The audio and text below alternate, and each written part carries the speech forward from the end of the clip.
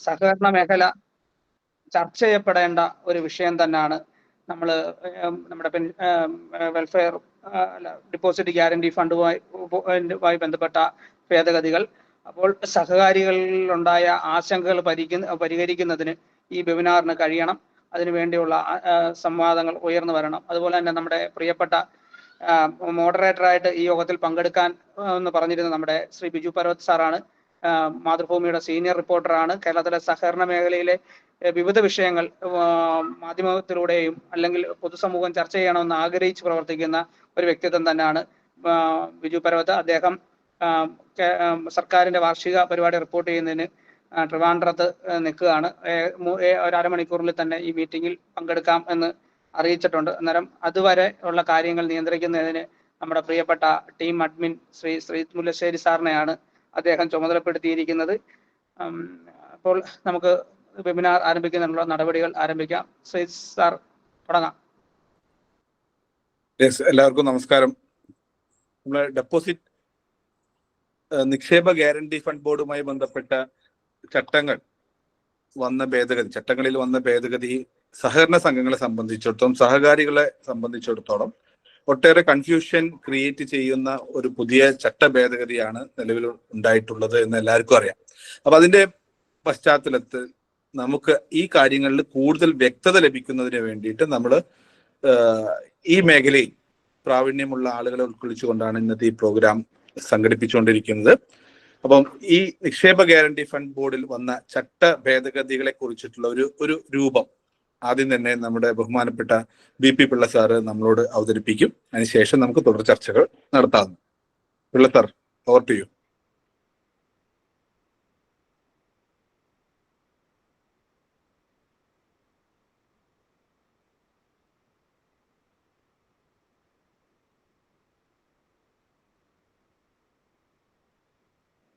Mic മ്യൂട്ടാന്ന് തോന്നുന്നു. Sorry. Okay, ഇപ്പം ക്ലിയർ ആണല്ലോ, കേൾക്കാമല്ലോ? കേൾക്കാം. ഓക്കെ. കേരള സഹകരണ സംഘ നിയമത്തില് സെക്ഷൻ 57B എന്നൊരു വ്യവസ്ഥ, ഒരു സെക്ഷൻ 1/1/2000 പ്രാബല്യത്തിൽ വരുന്നത്. അതാണ് ഡെപ്പോസിറ്റ് ഗ്യാരണ്ടി സ്കീം. പക്ഷെ നമ്മുടെ സഹകരണ നിയമത്തിൽ ഇങ്ങനൊരു വ്യവസ്ഥ വരുന്നതിന് മുമ്പ് റിസർവ് ബാങ്കിന്റെ നിയന്ത്രണത്തിലുള്ള RBI ലൈസൻസ് ഉള്ള വാണിജ്യ ബാങ്കുകൾക്ക്, സഹകരണ ബാങ്കുകൾക്കല്ല, വാണിജ്യ ബാങ്കുകൾക്ക് 1962 മുതൽ ഒരു ഡെപ്പോസിറ്റ് ഇൻഷുറൻസ് കോർപ്പറേഷന്റെ പരിരക്ഷ ഉണ്ടായിരുന്നു.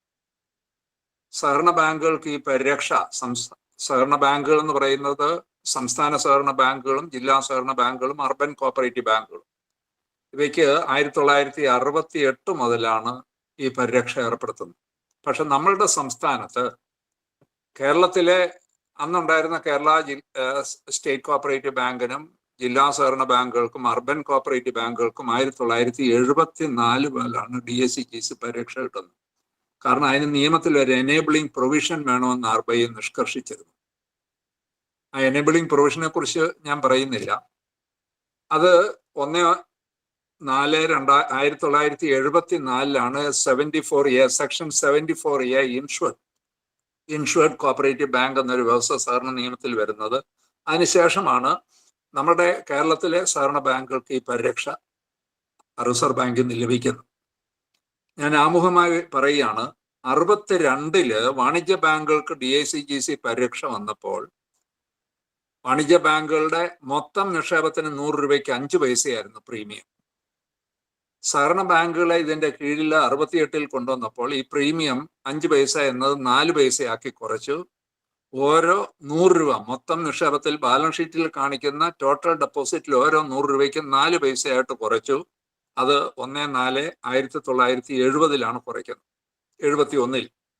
വീണ്ടും 1993 ഈ പരിരക്ഷ 5 പൈസയായിട്ട് 100 രൂപയ്ക്ക് വർദ്ധിപ്പിച്ചു. 8 പൈസയായി 2004 വർദ്ധിപ്പിച്ചു. 2005 ടോട്ടൽ ഡെപ്പോസിറ്റിന് 10 പൈസയായി. 1/4/2020 മുതലാണ് ടോട്ടൽ ഡെപ്പോസിറ്റിന് 12 പൈസയാക്കിയത്. നമുക്ക് ഈ പരിരക്ഷ 1/1/2000 പ്രാബല്യത്തിൽ വന്നു എങ്കിൽ തന്നെയും ഇതിനൊരു ബോർഡ് വരുന്നത് 2012-ലാണ്. ഡെപ്പോസിറ്റ് ഗ്യാരണ്ടി ഫണ്ട് ബോർഡ് വരുന്നത് 2012-ലാണ്. ഇത് നിയമത്തിൽ വ്യവസ്ഥ വന്നപ്പോൾ അന്ന് നിഷ്കർഷിച്ചിരുന്നത് നിക്ഷേപം സ്വീകരിക്കുന്ന പ്രാഥമിക കാർഷിക വായ്പാ സംഘങ്ങൾ അവയുടെ ടോട്ടൽ ഡെപ്പോസിറ്റിന് 10 പൈസ വെച്ച് പ്രീമിയം കൊടുക്കണം. അതോടൊപ്പം തന്നെ ജില്ലാ സഹകരണ ബാങ്ക് 3 പൈസ വെച്ചും കേരള സ്റ്റേറ്റ് കോഓപ്പറേറ്റീവ് ബാങ്ക് 2 പൈസ വെച്ചും അങ്ങനെ ഓരോ 100 രൂപ നിക്ഷേപത്തിന് 15 പൈസയായിരുന്നു അന്ന് പ്രീമിയം ആരംഭത്തിൽ. ബോർഡ് വന്നപ്പോഴത്തേക്ക് ഇതില് ഇച്ചിരി മാറ്റങ്ങൾ വരുത്തി. പ്രീമിയം തുക തുടക്കത്തിൽ മാത്രം ടോട്ടൽ ഡെപ്പോസിറ്റ് 10 പൈസയാക്കി. പിന്നെ നിക്ഷേപത്തിലെ വർധനവ് ഭാഗത്തിന് മാത്രം 10 പൈസയാക്കി. ഇപ്പോൾ നമ്മുടെ ഡെപ്പോസിറ്റ് ഗ്യാരണ്ടി ഫണ്ട് ബോർഡിന് 2025 മാർച്ച് 31-ന് 269 കോടിയാണ് ടോട്ടൽ കിട്ടിയിരിക്കുന്ന പ്രീമിയം തുക. ഇതുവരെ കിട്ടിയിരിക്കുന്ന പ്രീമിയം തുക എന്ന് പറയുന്നത് 269 കോടിയാണ്. 6,11,00,000 രൂപയാണ് 2024-25 പ്രീമിയമായി കിട്ടിയിരിക്കുന്നത്. ഇതുവരെ കേരളത്തിലെ ഒരു സഹകരണ സ്ഥാപനത്തിനും ഈ ഡെപ്പോസിറ്റ് ഗ്യാരണ്ടി ഫണ്ട് ബോർഡിൽ നിന്നും പരിരക്ഷ നൽകേണ്ട ഒരു സാഹചര്യം ഉണ്ടായിട്ടില്ല. 2018-ലെ അമെൻമെന്റിലാണ് 2014-ലും 2018-ലും 2019-ലും 2024-ലും ഇതിൽ അമെൻമെന്റ് വന്നു.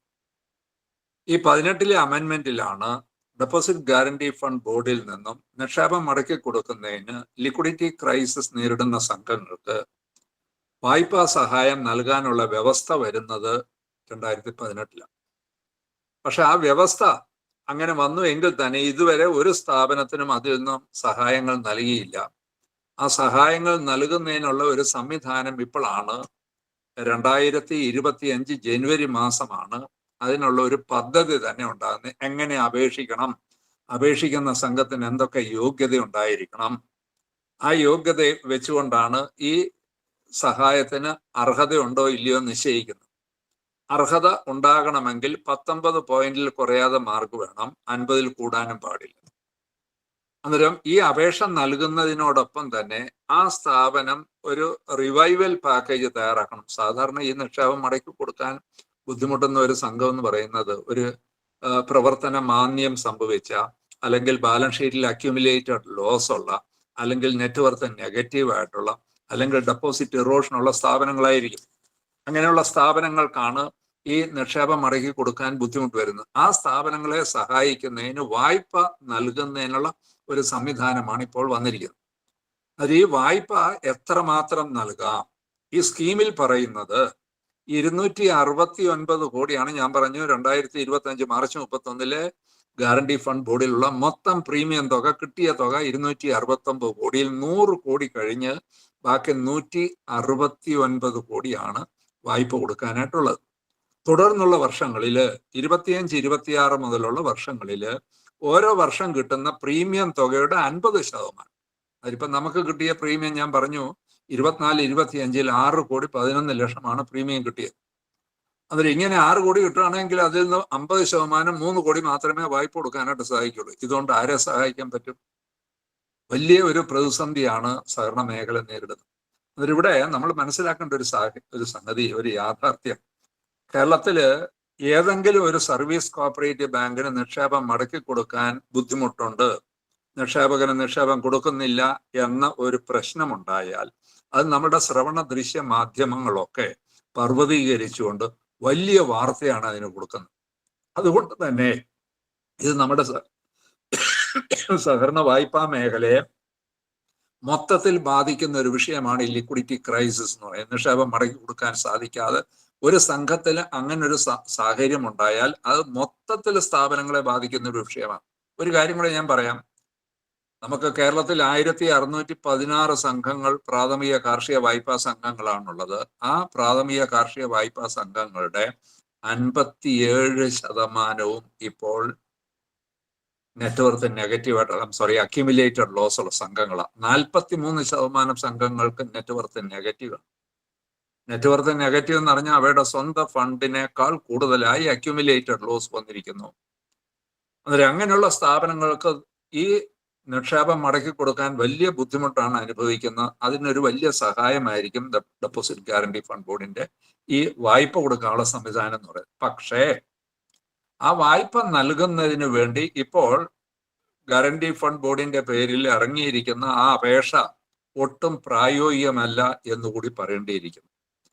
ആ ഫോർമാറ്റ് വെച്ചുകൊണ്ട്, ആ അപേക്ഷാ ഫോറം വെച്ചുകൊണ്ട് ഈ ലിക്വിഡിറ്റി ക്രൈസിസ് നേരിടുന്ന സംഘം ഒരു അപേക്ഷ നൽകുകയാണെങ്കിൽ 100% ഉറപ്പാണ് ഇതിൽ നിന്നും 5 പൈസ അവർക്ക് കിട്ടുകയില്ല.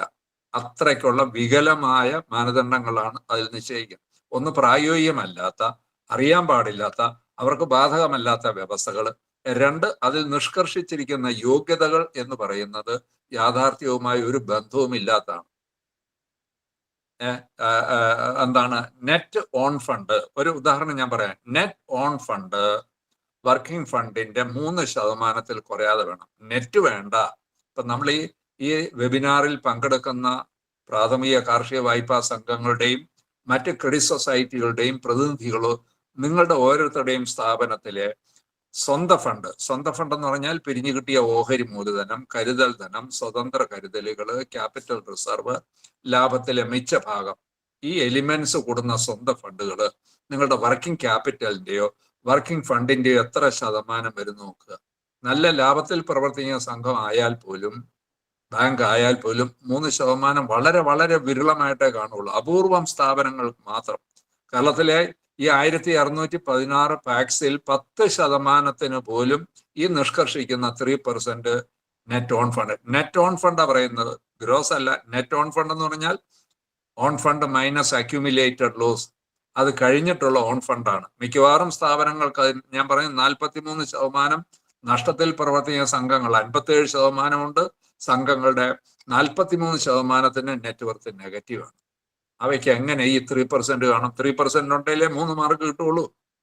അതിൽ ഞാൻ പറഞ്ഞുകൊണ്ട് വരുന്നത് ആ യോഗ്യതാ മാനദണ്ഡങ്ങളൊന്നും പ്രായോഗികമല്ല. ഇത് വെച്ചുകൊണ്ട് ഒരു വായ്പാ സംഘത്തിനും ഈ ഗ്യാരണ്ടി ഫണ്ട് ബോർഡിൽ നിന്നും 5 പൈസ പോലും സഹായം കൊടുക്കാൻ പറ്റുകയില്ല.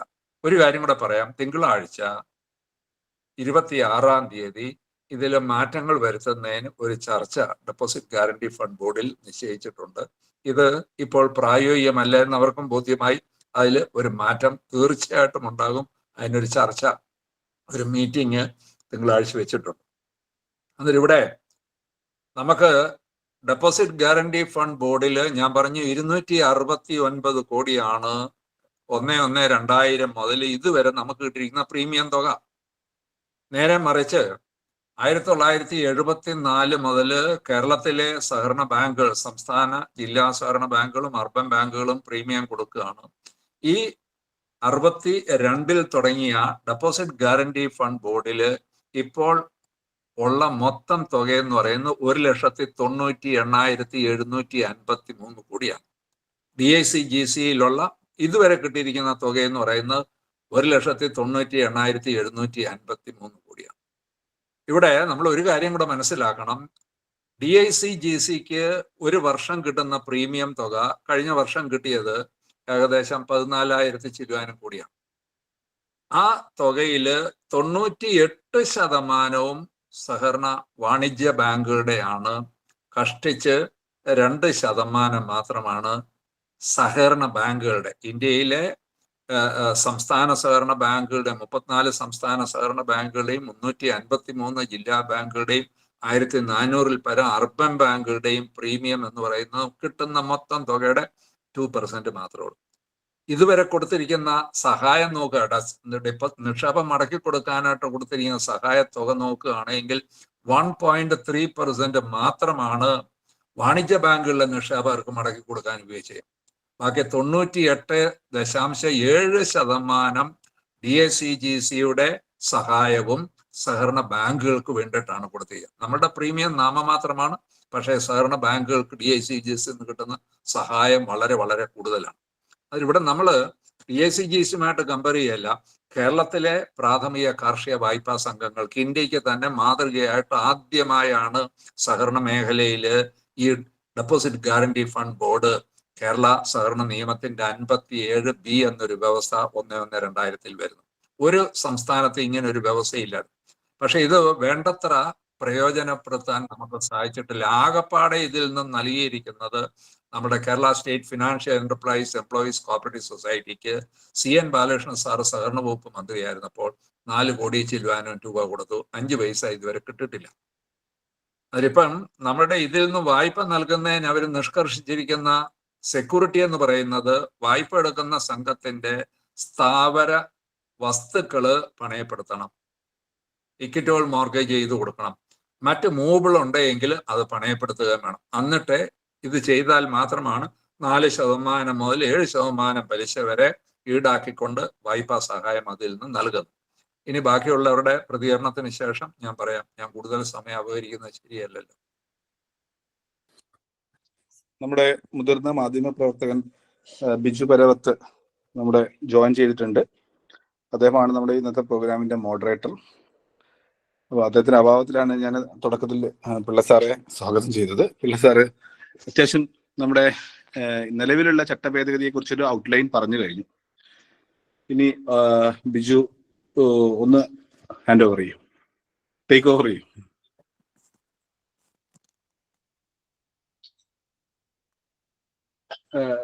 മൈക്ക് അൺമ്യൂട്ട് ആണ്, ഒന്ന് അൺമ്യൂട്ട് ചെയ്യോ? മ്യൂട്ടാണ്. ബിജു സാറിന്റെ മൈക്ക് മ്യൂട്ടാണ്, ഒന്ന് അൺമ്യൂട്ട് ചെയ്യോ?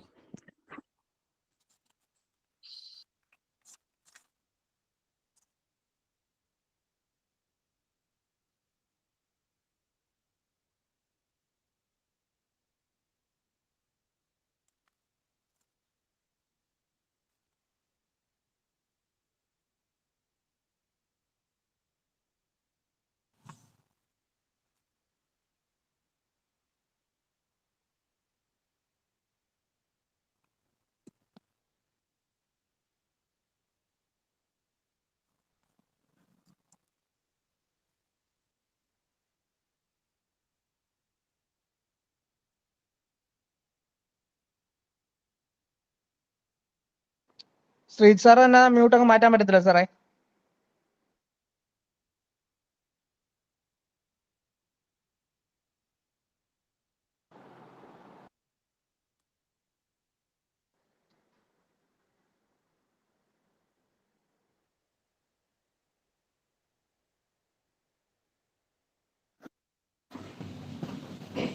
ഹലോ, കേൾക്കാവോ? കേൾക്കാം. ശ്രീജിത്ത് സാർ തന്നെ തുടരുന്നതല്ലേ നല്ലതെന്ന് എനിക്കൊരു തോന്നൽ. കാരണം ഞാൻ പാതി വഴിയിൽ നിന്ന് കയറി മോഡറേറ്റ് ചെയ്യുന്നത് ഒരു ശരിയുണ്ടോ എന്ന് എനിക്കറിയില്ല. അല്ല, പിള്ള സാർ ജസ്റ്റ് ഇപ്പൊ ഒന്ന് ഔട്ട്ലൈൻ പറഞ്ഞിട്ടേ ഉള്ളൂ. ആണല്ലേ? പിള്ള സാറ് പറഞ്ഞ കുറെ ലാസ്റ്റ് ഭാഗം ഞാൻ കേട്ടു. എന്തായാലും നന്നായി. ഇങ്ങനെ ഒരു ഇതിൽ നമ്മുടെ പ്രോഗ്രാമിൽ ഉണ്ടായിരുന്ന എല്ലാവരും ഇതിലുണ്ട് എന്ന് ഞാൻ പ്രതീക്ഷിക്കുന്നു. നേരത്തെ പാനൽ ചെയ്ത എല്ലാവരും ഉണ്ട് എന്ന് ഞാൻ പ്രതീക്ഷിക്കുന്നു. എനിക്ക് തോന്നുന്നത് ശ്രീജിത്ത് എൻ്റെ ഒരു അഭാവത്തിൽ മോഡറേറ്റ് ചെയ്ത് എടുത്തത് കൊണ്ട് തന്നെ കാര്യമായി പറഞ്ഞിട്ടുണ്ടാവില്ല എന്ന് തോന്നുന്നു. എന്തുകൊണ്ടാണ് ഇങ്ങനെ ഒരു ചർച്ച സഹകരണ വീക്ഷണം നടത്തിയത്? കാരണം ഇത്രയും കാലം നമ്മൾ ഈ നമ്മുടെ ഗ്യാരണ്ടി ഫണ്ട് ബോർഡിനെ കുറിച്ചോ നിക്ഷേപത്തിന്റെ ഗ്യാരണ്ടിനെ കുറിച്ചോ ഒന്നും ഒരു ചർച്ച പോലും നമുക്ക് നടത്തേണ്ട ഒരു സ്ഥിതി വന്നിട്ടില്ല. ഇപ്പോഴാണ് വന്നത്.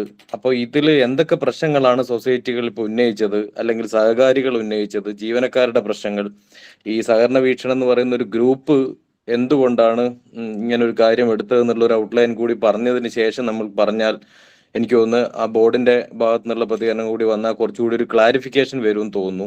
അങ്ങനെ ഒരു ബ്രീഫ് കൂടി ആദ്യം ശ്രീജിത്തിന് കൊടുക്കാൻ പറ്റുമെങ്കിൽ നല്ലതായിരുന്നു. അതുകൊണ്ട് ശ്രീജിത്ത് സംസാരിക്കുന്നതായിരിക്കും ഉചിതം എന്ന് എനിക്ക് തോന്നുന്നു. Thank you. അങ്ങനെയാണെങ്കിൽ ഞാൻ സ്റ്റാർട്ട് ചെയ്യാം. ഞാൻ സംഘങ്ങളുടെ ഭാഗത്തു നിന്ന് കൊണ്ടാണ് ഇപ്പൊ സംസാരിക്കുന്നത് പ്രത്യേകിച്ചും.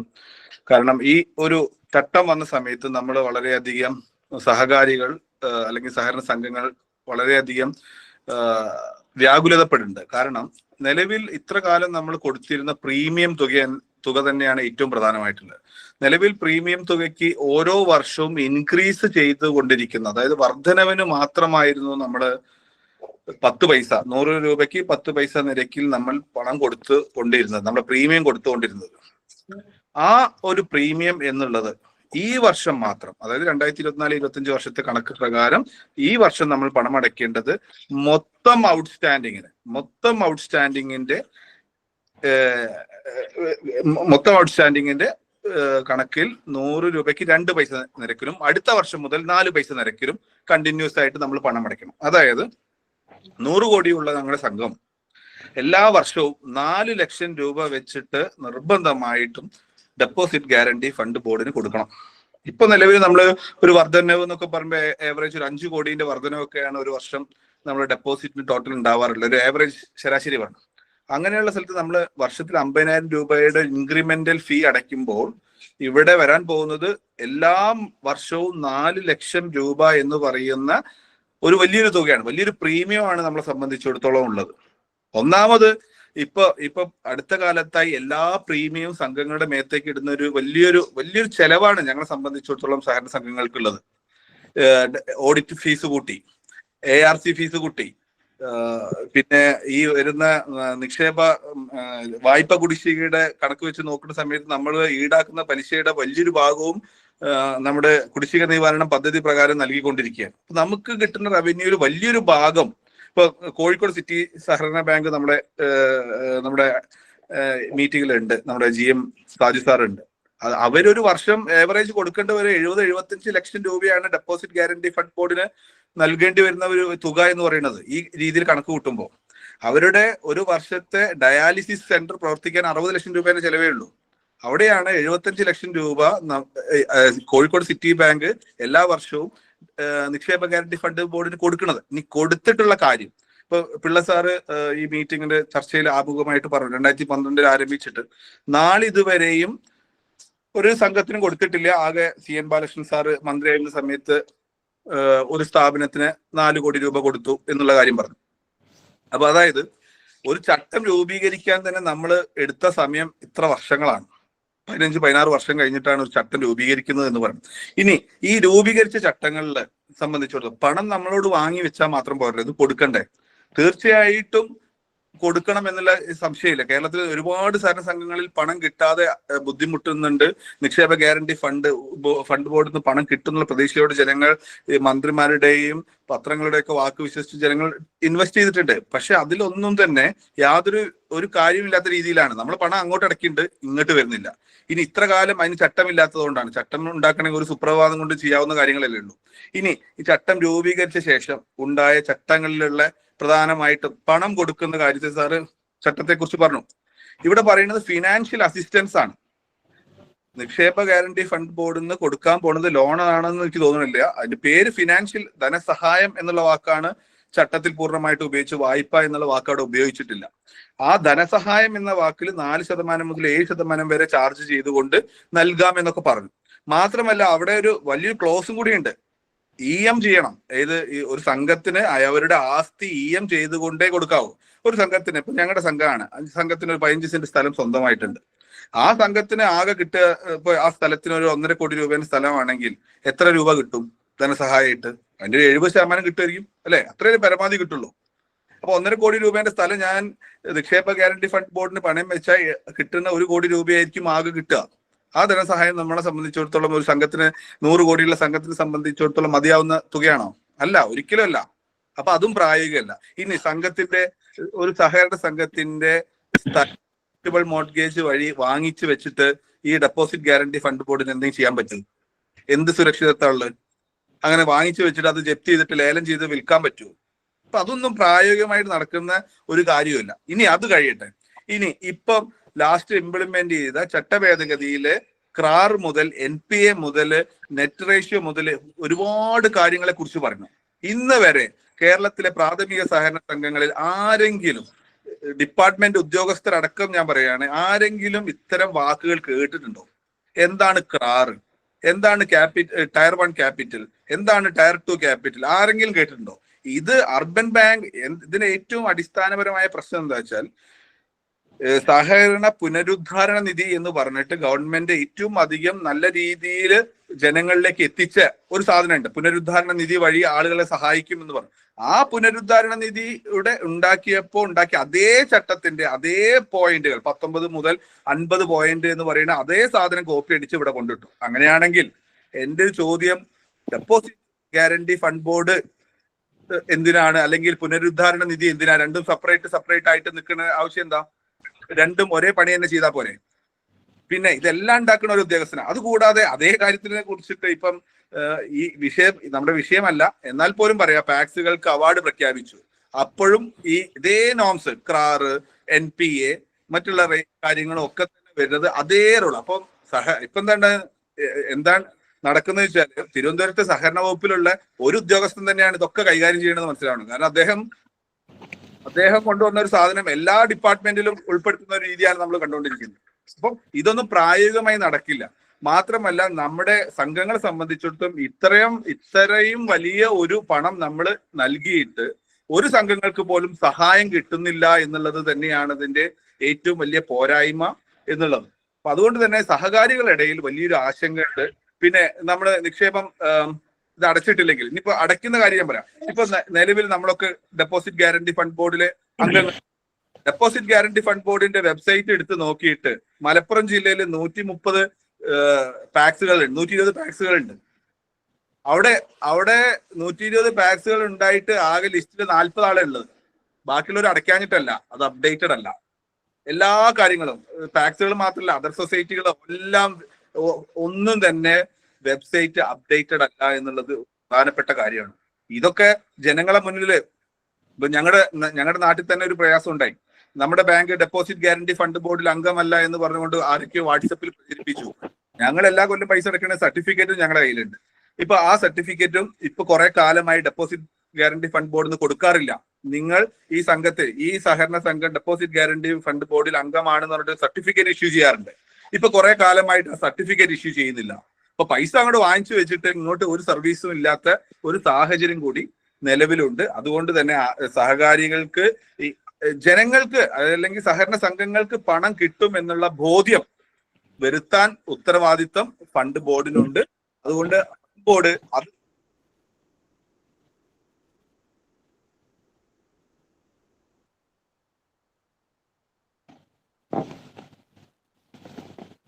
ശ്രീജിത്ത് പറഞ്ഞ അവസാനിപ്പിച്ചാണെന്ന് കരുതുന്നു. അത് ഞാൻ അവസാനിപ്പിച്ചതാണ്. ഇനി ബാക്കി ലാസ്റ്റ് ആഡ് ചെയ്യാം. ഓക്കെ. ശ്രീജിത്ത്, എന്തുകൊണ്ടാണ് സഹകരണ വീക്ഷണം ഇങ്ങനെ ഒരു ചർച്ച എടുത്തതെന്നതിന്റെ ഒരു ബ്രീഫാണ്.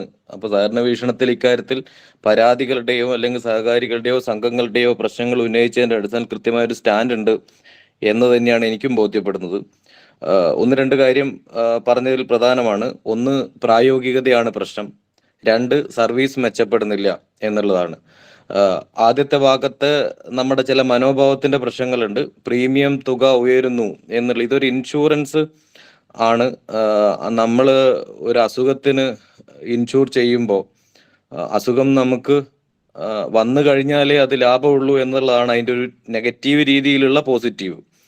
അപ്പോൾ ഇത് നമുക്കൊരു തകർച്ച ഉണ്ടാവുകയാണെങ്കിൽ സംഭവിക്കാവുന്നതാണ്. അതിന് അങ്ങനെ തകർച്ച സംഭവിച്ചാൽ പോലും കിട്ടുന്നില്ല എന്നുള്ളതാണ് പ്രശ്നമെങ്കിൽ അത് മാറ്റേണ്ടതാണ്. പ്രീമിയം തുക എന്ന് പറയുന്നത് 263 കോടി രൂപയെ നമ്മുടെ ഡെപ്പോസിറ്റ് ഗ്യാരണ്ടി ഫണ്ട് ബോർഡിലുള്ളൂ. ഏകദേശം 1,97,000 കോടി രൂപ നിക്ഷേപമുള്ള ഒരു മേഖലയാണിത്. ഒരു സംഘം തകർന്നാൽ പോലും കൊടുക്കാനുള്ള ശേഷി ബോർഡിനില്ല എന്നുള്ളതും ഒരു പ്രശ്നമായി തന്നെ നിൽക്കുന്നുണ്ട്. ഇതിന് പ്രായോഗികതയാണ് വേണ്ടത്. 100 രൂപയ്ക്ക് 2 രൂപ എന്നത് ഒരു ശതമാന കണക്കിലെടുക്കുമ്പോൾ വളരെ തുച്ഛമാണ്. നമ്മൾ ഏറ്റെടുക്കുന്ന റിസ്ക്, പബ്ലിക്കിന്റെ ഫണ്ട് ഉപയോഗിക്കുന്നതിന്റെ റിസ്ക് അതിനേക്കാൾ എത്രയോ ഭയാനകമാണ്. മാത്രമല്ല, ഇപ്പോഴത്തെ ഒരു സ്ഥിതി അത് സഹകരണ മേഖല എങ്ങനെയൊക്കെ അതിനെ ഫേസ് ചെയ്യുന്നു എന്നുള്ളതാണ്. ഒരു സംഘം തകർന്നാൽ ആ സംഘത്തിന് മാത്രമല്ല, സമീപ പ്രദേശങ്ങളിലെ സംഘത്തിന് കൂടി അത് ബാധ്യതയാവുന്ന ഒരു ഘട്ടത്തിലാണ് നമ്മൾ നിൽക്കുന്നത്. അതുകൊണ്ട് പ്രായോഗികതയിൽ ഊന്നിക്കൊണ്ടുള്ള ഒരു സമീപനം വേണം എന്നുള്ളതാണ്. അപ്പോൾ ആ പ്രായോഗികതയും സർവീസ് മെച്ചപ്പെടുന്നതും പ്രശ്നങ്ങളുമാണ്. നമുക്കിത് എന്തായാലും ബോർഡിന്റെ ഭാഗത്തുനിന്ന് ഉള്ള ഒരു വിശദീകരണമാണ് നമ്മൾ കേൾക്കേണ്ടത്. KJ ജോസഫ് സാർ ഇതിൽ ഉണ്ടാവുമെന്ന് ഞാൻ പ്രതീക്ഷിക്കുന്നു. ഉണ്ടല്ലോ അല്ലേ? ഇല്ല സാർ, ഒരു 10-15 മിനിറ്റിനുള്ളിൽ അദ്ദേഹം പങ്കെടുക്കും. കയറുന്നതിന് മുന്നേ തൊട്ട് വിളിക്കും. കോഴിക്കോട് ഒരു പ്രോഗ്രാമാണ്, സമാപനം നടന്നുകൊണ്ടിരിക്കുകയാണ്. ആണോ? ഓ. പിന്നെ എന്നാൽ നമുക്ക് ഒരു ഈ ഫണ്ടിന്റെ പ്രീമിയം തുക സംബന്ധിച്ചുള്ള ഒരു കാര്യം പിള്ള സാർ ഒന്ന് ജസ്റ്റ് ഒന്ന് ബ്രീഫ് ചെയ്തതിന് ശേഷം നമുക്ക് യൂണിയൻ പ്രതിനിധികളിലേക്ക് പോകാം. കാരണം ഓരോരുത്തരും അവര് എടുക്കുന്ന സ്റ്റാൻഡ് നമുക്ക് മനസ്സിലാക്കാം. എനിക്കൊന്ന് റിപ്പീറ്റ് ചെയ്യണ്ട, പറഞ്ഞത് ഓരോരുത്തരും ചൂണ്ടിക്കാണിച്ച പ്രശ്നങ്ങൾ റിപ്പീറ്റ് ചെയ്യണ്ടെന്ന് തോന്നുന്നു യൂണിയൻകാര്. പിള്ള സാറ് ആ പ്രീമിയം ഈടാക്കുന്നതിന്റെ ഒരു ലോജിക്കും അതിനൊരു പ്രശ്നവും നമുക്ക് എങ്ങനെ മാറ്റാൻ പറ്റും എന്നുള്ള ഒരു കാര്യവും ഒന്ന് ബ്രീഫ് ചെയ്യാൻ പറ്റുമെങ്കിൽ ഒരു 5 മിനിറ്റ്, ഒരു 3 മിനിറ്റ് കൊണ്ട് നമുക്ക് ബ്രീഫ് ചെയ്യാൻ പറ്റുമെങ്കിൽ അടുത്ത സംസാരിക്കുന്നവർക്ക് കുറച്ചുകൂടി ഹെൽപ്ഫുൾ ആകും. അതൊന്ന് പറ്റുമെങ്കിൽ ചെയ്യാമായിരുന്നു.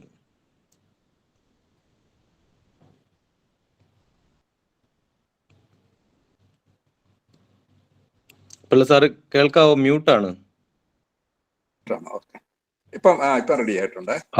ഓക്കെ. അന്നേരം 2012 മുതൽ 2024 മാർച്ച് 31 വരെ ഓരോ വർഷത്തെയും നിക്ഷേപ വർധനവ് ഭാഗത്തിനാണ് നിക്ഷേപം സ്വീകരിക്കുന്ന സ്ഥാപനങ്ങൾ പ്രീമിയം കൊടുത്തുകൊണ്ടിരുന്നത്.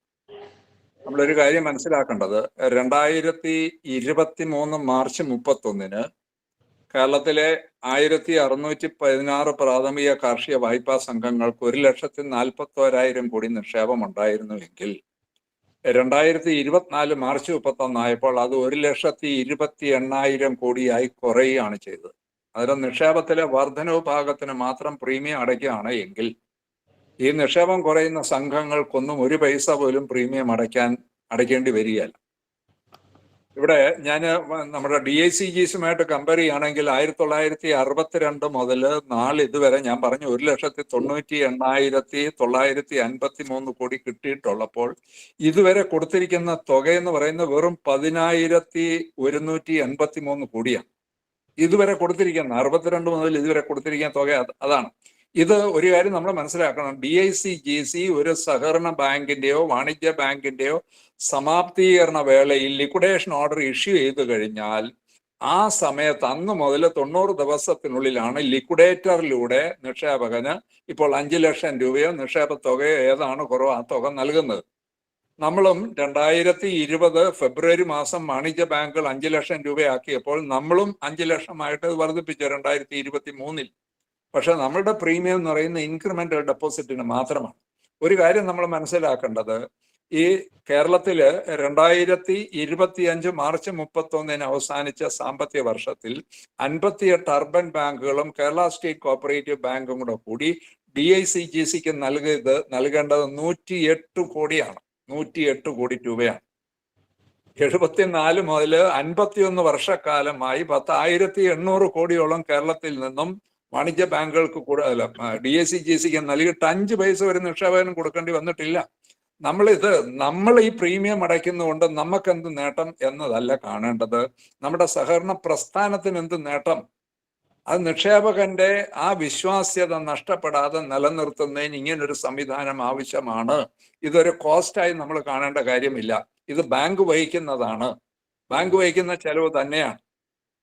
ഒരു ബാങ്ക് ഇതുവരെ, ഒരു സർവീസ് കോപ്പറേറ്റീവ് ബാങ്ക് 2012 മുതൽ ഇതുവരെ എത്ര രൂപ കൊടുത്തിട്ടുണ്ട്? എത്ര രൂപ നമ്മൾ നൽകിയിട്ടുണ്ട്? നമ്മുടെ കോൺട്രിബ്യൂഷൻ വളരെ കുറവാണ്. അതാണ് ഇപ്പം 2024 263, 2025 മാർച്ച് 31 269 കോടിയെ നമുക്ക് അതിലുള്ളൂ. ഇത് വളരെ വളരെ തുച്ഛമായ ഒരു തുകയാണ്. ഇതുവരെ ആർക്കും കൊടുക്കേണ്ടി വന്നിട്ടില്ല. കാരണം ലിക്വിഡേഷൻ ഓർഡർ ഇഷ്യൂ ചെയ്ത് കഴിഞ്ഞാൽ ഇപ്പോഴത്തെ സംവിധാനം അനുസരിച്ച് 90 ദിവസത്തിനുള്ളിൽ ആ തുക കൊടുക്കണം. ലിക്വിഡേഷൻ അല്ല വിഷയം, നിക്ഷേപം മടക്കി കൊടുക്കും. ഞാൻ പറഞ്ഞു 43% സംഘങ്ങളുടെ നെറ്റ് വർത്ത് നെഗറ്റീവാണ്. തിരുവനന്തപുരം ജില്ലയിൽ തന്നെ എത്രയോ സംഘങ്ങൾക്ക് നിക്ഷേപം മടക്കി കൊടുക്കാൻ ബുദ്ധിമുട്ട് വരുന്നു. അങ്ങനെയുള്ള സംഘങ്ങളെ സഹായിക്കാനുള്ള ഒരു സംവിധാനമാണ് ഇപ്പോൾ വന്നിരിക്കുന്നത്. ഇതുവരെ അതില്ല. നമ്മുടെ DICGCയിലും അങ്ങനൊരു സംവിധാനം ഇപ്പോഴും ഇല്ല. കേരളത്തിലെ ഡെപ്പോസിറ്റ് ഗ്യാരണ്ടി സ്കീമിലാണ് അങ്ങനെ ഒരു സംവിധാനം. നിക്ഷേപം മടക്കി കൊടുക്കാൻ ബുദ്ധിമുട്ടുന്ന സംഘങ്ങൾക്ക് ഒരു വായ്പാ സഹായമായി 7% വരെ പലിശ വാങ്ങിക്കൊണ്ട് ഒരു സഹായം നൽകുന്ന ഒരു സ്കീം ഇപ്പോൾ വന്നിരിക്കുന്നു. ആ സഹായം ഫലപ്രദമാകണമെങ്കിൽ ഈ 269 കോടി പോരാ. അതിനാണ് 100 രൂപയ്ക്ക് 2 പൈസ, 2 രൂപയല്ല, മൊത്തം നിക്ഷേപത്തില് ഓരോ 100 രൂപയ്ക്കും 2 പൈസ വെച്ച് പ്രീമിയം അടയ്ക്കുന്നു. 12 പൈസ വെച്ച് 58 അർബൻ ബാങ്കുകൾ, 58 അർബൻ ബാങ്കുകൾ 4 എണ്ണം മാത്രമാണ് 1000 കോടിക്ക് മുകളിലുള്ളത്. കാലിക്കറ്റ് സിറ്റി ബാങ്കിന് 1000 കോടിക്ക് മുകളിലുണ്ട്. മാടായി റൂറൽ ബാങ്കിന് 1000 കോടിക്ക് മുകളിലുണ്ട്. ഈ 1000 കോടിക്ക് മുകളിലുള്ള 4 അർബൻ കോപ്പറേറ്റീവ് ബാങ്കുകൾ DICGCക്ക് അവരുടെ ടോട്ടൽ ഡെപ്പോസിറ്റിന് 12 പൈസ നൽകിയിട്ട് എന്ത് നേട്ടം അവർക്ക് കിട്ടിയെന്ന് അവര് ആരോട് ചോദിക്കാനാ? ചോദിച്ചാൽ അതിന് RBI മറുപടി കൊടുക്കും, നിങ്ങൾ തന്നില്ല എങ്കിൽ നിങ്ങളുടെ ലൈസൻസ് റദ്ദ് ചെയ്യും, നിക്ഷേപം വാങ്ങാൻ നിങ്ങളെ അനുവദിക്കുകയില്ല. അതിത് നമ്മുടെ ഒരു സ്ഥാപനത്തിന്റെ കാഴ്ചപ്പാടിലല്ല, സഹകരണ വായ്പാ മേഖലയുടെ ആരോഗ്യകരമായ ആ നിലനിൽപ്പിന്, വിശ്വാസ്യത നിലനിർത്തുന്നതിന് അനിവാര്യമായ ഒരു ഘടകമാണ്. ഓക്കെ പിള്ള സാറേ, അത് അതിന്റെ ഒരു കാര്യം ഒരു പരിധി വരെ വ്യക്തമായിരുന്നു. ബാക്കി നമുക്ക് അറിയേണ്ടത് ബോർഡിന്റെ ഭാഗത്തു നിന്നാണ്. എന്തായാലും DICGCയും കോപ്പറേറ്റീവ് സെക്ടറിലെ ഗ്യാരണ്ടി ഫണ്ട് ബോർഡും തമ്മിലുള്ള ഒരു കമ്പാരിസൺ പൂർണ്ണ അർത്ഥത്തിൽ ശരിയാകുമെന്ന് എനിക്കും തോന്നുന്നില്ല. കാരണം രണ്ടും 2 എക്സ്റ്റന്റിലാണ്.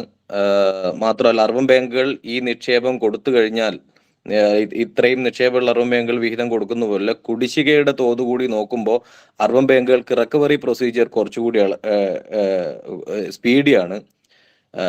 നമ്മുടെ പ്രൈമറി ബാങ്കുകൾക്കും അല്ലെങ്കിൽ സംഘങ്ങൾക്കും ആണെങ്കിൽ അതിനു പോലും ചിട്ടവട്ടങ്ങളുണ്ട്. ആദ്യം ശ്രീ സാറ് പറഞ്ഞ ഒരുപാട് ഫീസ് നിരക്ക് അല്ലെങ്കിൽ നമ്മളുടെ ഒരു സാമ്പത്തിക പ്രതിസന്ധിക്ക് മറ്റൊരുപാട് ഘടകങ്ങളാണ്. അപ്പോൾ ഒരു പക്കാ കമ്പാരിസൺ ശരിയാവുന്നില്ല. പക്ഷെ അപ്പോഴും ഈ ഫണ്ട് ഷോർട്ടേജും പ്രശ്നങ്ങളൊക്കെ നമുക്ക് അവിടെ കിടക്കുന്നുണ്ട്. ജോസഫ് സാറ് വരുമ്പോൾ നമുക്ക് കുറച്ചുകൂടി അതിൽ നിന്നൊരു വ്യക്തത വരുത്താമെന്ന് കരുതുന്നു. രാമേന്ദ്രേട്ടൻ ലൈനിൽ ഉണ്ടല്ലോ അരുണേ?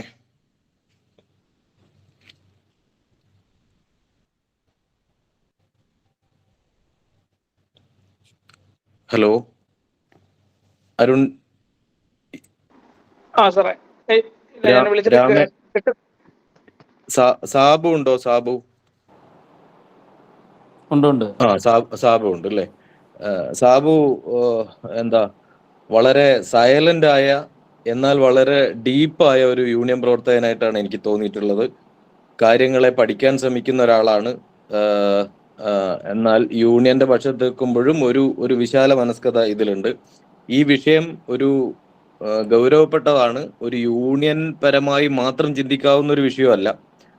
അതുകൊണ്ട് ഇതിന്റെ ഒരു വിശാലാർത്ഥത്തിൽ ഇതിനെക്കുറിച്ച് മനസ്സിലാക്കുകയും എന്താണ് നമുക്കിതിലൊരു ഒരു പ്രായോഗികമായ രീതിയിൽ മാറ്റം വരുത്തേണ്ടത് അല്ലെങ്കിൽ പ്രശ്നങ്ങൾ എന്നുള്ളത് സാബുവിന് മനസ്സിലായ കാര്യങ്ങൾ ഒന്ന് പങ്കുവെക്കാൻ തോന്നുന്നു.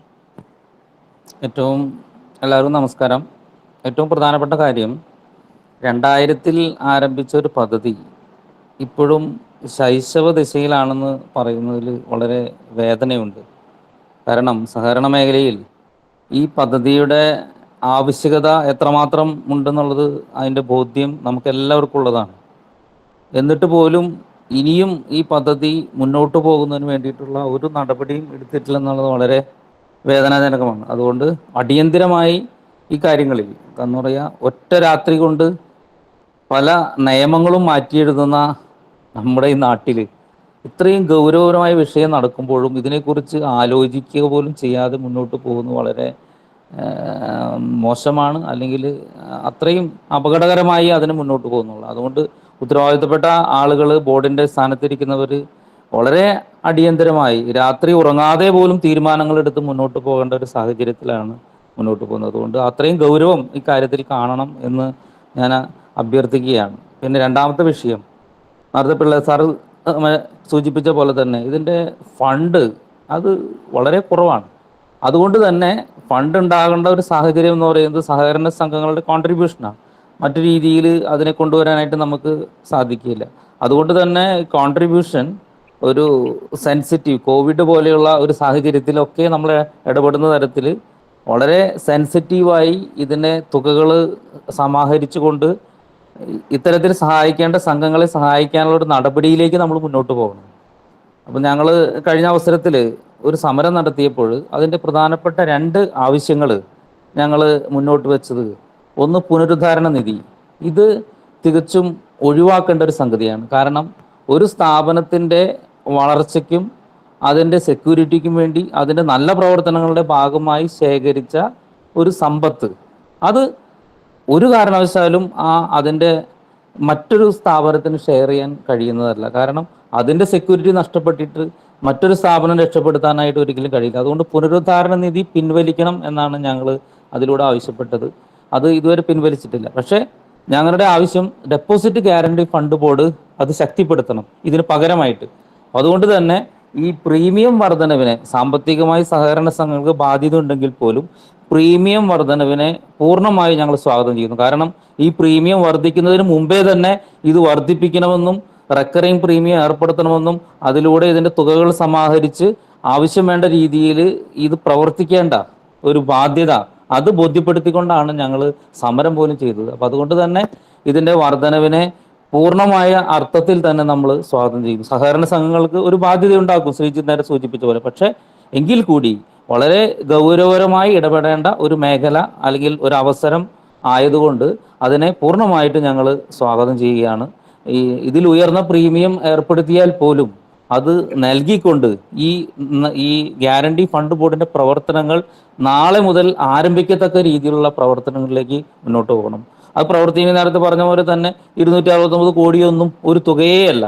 കാരണം അതുകൊണ്ട് ഒന്നും ഒരു സംഘത്തിന്റെ പോലും, നേരത്തെ പരവത് സാർ സൂചിപ്പിച്ച പോലെ, ഒരു സംഘത്തിന്റെ പോലും ബാധ്യത എന്താ പറയുക പരിഹരിക്കാൻ പോലും കഴിയാത്ത തരത്തിലുള്ള ഒരു തുകയാണ്. അതുകൊണ്ട് തന്നെ പ്രീമിയം ആവശ്യമാണ്, റെക്കറിംഗ് പ്രീമിയം ആവശ്യമാണ്. പക്ഷേ വേണ്ടത് നിക്ഷേപ വായ്പ അനുപാതത്തിൽ കിട്ടുന്ന വരുമാനത്തിൽ നിന്ന് ഈ ഇൻഷുറൻസ് തുക അല്ലെങ്കിൽ ഇൻഷുറൻസിൻ്റെ പ്രീമിയം അടയ്ക്കുന്നതിന് ആവശ്യമായിട്ടുള്ള ഒരു ഗ്യാപ്പ് ഉണ്ടാക്കിയെടുക്കുന്നതിന് വേണ്ടിയുള്ള തീരുമാനം കൂടി ഉണ്ടാക്കണം. കാരണം മറ്റു ചെലവുകൾക്കൊപ്പം തന്നെ ഈ ഒരു തുകയും കൂടി ശേഖരിച്ചു കൊണ്ടുള്ള ഒരു ഗ്യാപ്പ് സൃഷ്ടിക്കുന്ന തരത്തിലേക്ക് ആ മാർജിനെ മാറ്റിയെടുക്കാനുള്ള ഒരു ശ്രമമാണ് വേണ്ടത്. അതുകൊണ്ട് തന്നെ ഈ പ്രീമിയം നിരക്കിലുള്ള വർധനവിനെ അത് വലിയ അർത്ഥത്തിൽ തന്നെ നേരത്തെ സൂചിപ്പിച്ച പോലെ വിശാല അർത്ഥത്തിൽ അതിനെ സ്വാഗതം ചെയ്യാതെ നിർവാഹമില്ല. കാരണം പണമുണ്ടെങ്കിലേ നമുക്ക് പരിഹരിക്കാനായിട്ട് അല്ലെങ്കിൽ ഇത്തരത്തിലുള്ള പ്രവർത്തനം നടത്താനായിട്ട് സാധിക്കുള്ളൂ. അതുകൊണ്ട് ഈ പ്രീമിയം വർധനവിനെ പൂർണ്ണമായിട്ട് സ്വാഗതം ചെയ്യുന്നു.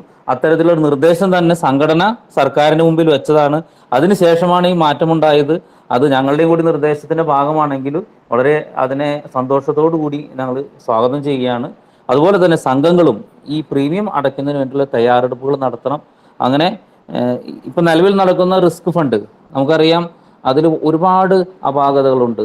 കാരണം ഒത്തിരിയേറെ എന്താ പറയുക ചികിത്സാ സഹായങ്ങൾ നൽകുന്നതിൽ പോരായ്മകൾ വരുത്തിക്കൊണ്ട് ചികിത്സാ സഹായങ്ങൾ നൽകാതെ മുന്നോട്ട് പോകുന്നൊരു സാഹചര്യം. അത്തരത്തിലുള്ളൊരു സമീപനം ഈ ഡെപ്പോസിറ്റ് ഗ്യാരണ്ടി ഫണ്ട് ബോർഡിൽ സ്വീകരിക്കരുത്. അർഹതയില്ലാത്തവർക്ക് ആനുകൂല്യം നൽകുകയും അർഹതയുള്ളവരുടെ ആനുകൂല്യം പിടിച്ചു വയ്ക്കുന്ന തരത്തിലുള്ള ഒരു സമീപനം അതിലുണ്ട്.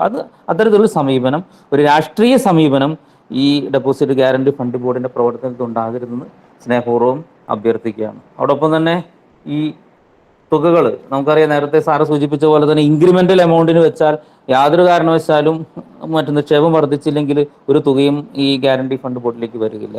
അപ്പം അതിന് ഈ എന്താ പറയുക റെക്കറിംഗ് പ്രീമിയം, എല്ലാ വർഷവും ഏർപ്പെടുത്തിയുള്ള റെക്കറിംഗ് പ്രീമിയം അത് ഗുണകരമായിരിക്കും. അത് തുകകൾ സംഘങ്ങൾക്ക് അഫോർഡബിൾ അല്ലെങ്കിൽ പോലും ഈ സാഹചര്യത്തിൽ അതിനെ പൂർണ്ണമായ അർത്ഥത്തിൽ സ്വാഗതം ചെയ്തുകൊണ്ട് ഇതിൻ്റെ പ്രവർത്തനങ്ങൾക്ക് വേണ്ടിയിട്ടുള്ള സഹായങ്ങൾ ചെയ്യുന്നതിന് വേണ്ടിയിട്ട് ഞങ്ങളുടെ സ്ഥാപനങ്ങൾ സന്നദ്ധമാണെന്ന് അറിയിക്കാൻ കൂടി ഞാൻ ഈ അവസരം പ്രയോജനപ്പെടുത്തുകയാണ്. വലിയ തുകയാണ്, പക്ഷെ പണമുണ്ടെങ്കിൽ നമുക്ക് എന്ത് ചെയ്യാൻ കഴിയുള്ളൂ, പ്രവർത്തിക്കാനായിട്ട് സാധിക്കുള്ളൂ. അപ്പോൾ അതുകൊണ്ട് വളരെ അടിയന്തരമായി ഈ കാര്യത്തിൽ ഇടപെടണം. പിന്നെ മറ്റൊരു കാര്യം, ഇതൊരു ഗ്യാരണ്ടി സ്കീം ആയതുകൊണ്ട് ഇതിനെ കമ്പൽ ചെയ്യുന്ന തരത്തിലുള്ളൊരു സമീപനം ഇതിൽ സ്വീകരിക്കരുതെന്നാണ് എനിക്ക് അഭിപ്രായപ്പെടാനുള്ളത്. കാരണം ഡെപ്പോസിറ്റ് സ്വീകരിക്കാനുള്ള അവകാശം അത് എടുത്തു കളയും എന്നുള്ള തരത്തിൽ അവസാനത്തെ ക്ലോസുകളിൽ കൊണ്ടുവന്നിട്ടുണ്ട്. ഞാൻ പറയുന്നത് ഒരു ഇൻഷുറൻസ് സ്കീമാണെങ്കിൽ ആ പദ്ധതിയിൽ ഉൾപ്പെടുന്നവർക്ക് അതിൻ്റെ ആനുകൂല്യം കിട്ടുകയും ഉൾപ്പെടാത്തവർക്ക് ആ ആനുകൂല്യം നിഷേധിക്കുകയും ചെയ്യാൻ നമുക്ക് സാധിക്കും. പക്ഷേ നിക്ഷേപം സ്വീകരിക്കാനുള്ള അവകാശം അവർക്ക് ലഭിക്കുന്നത്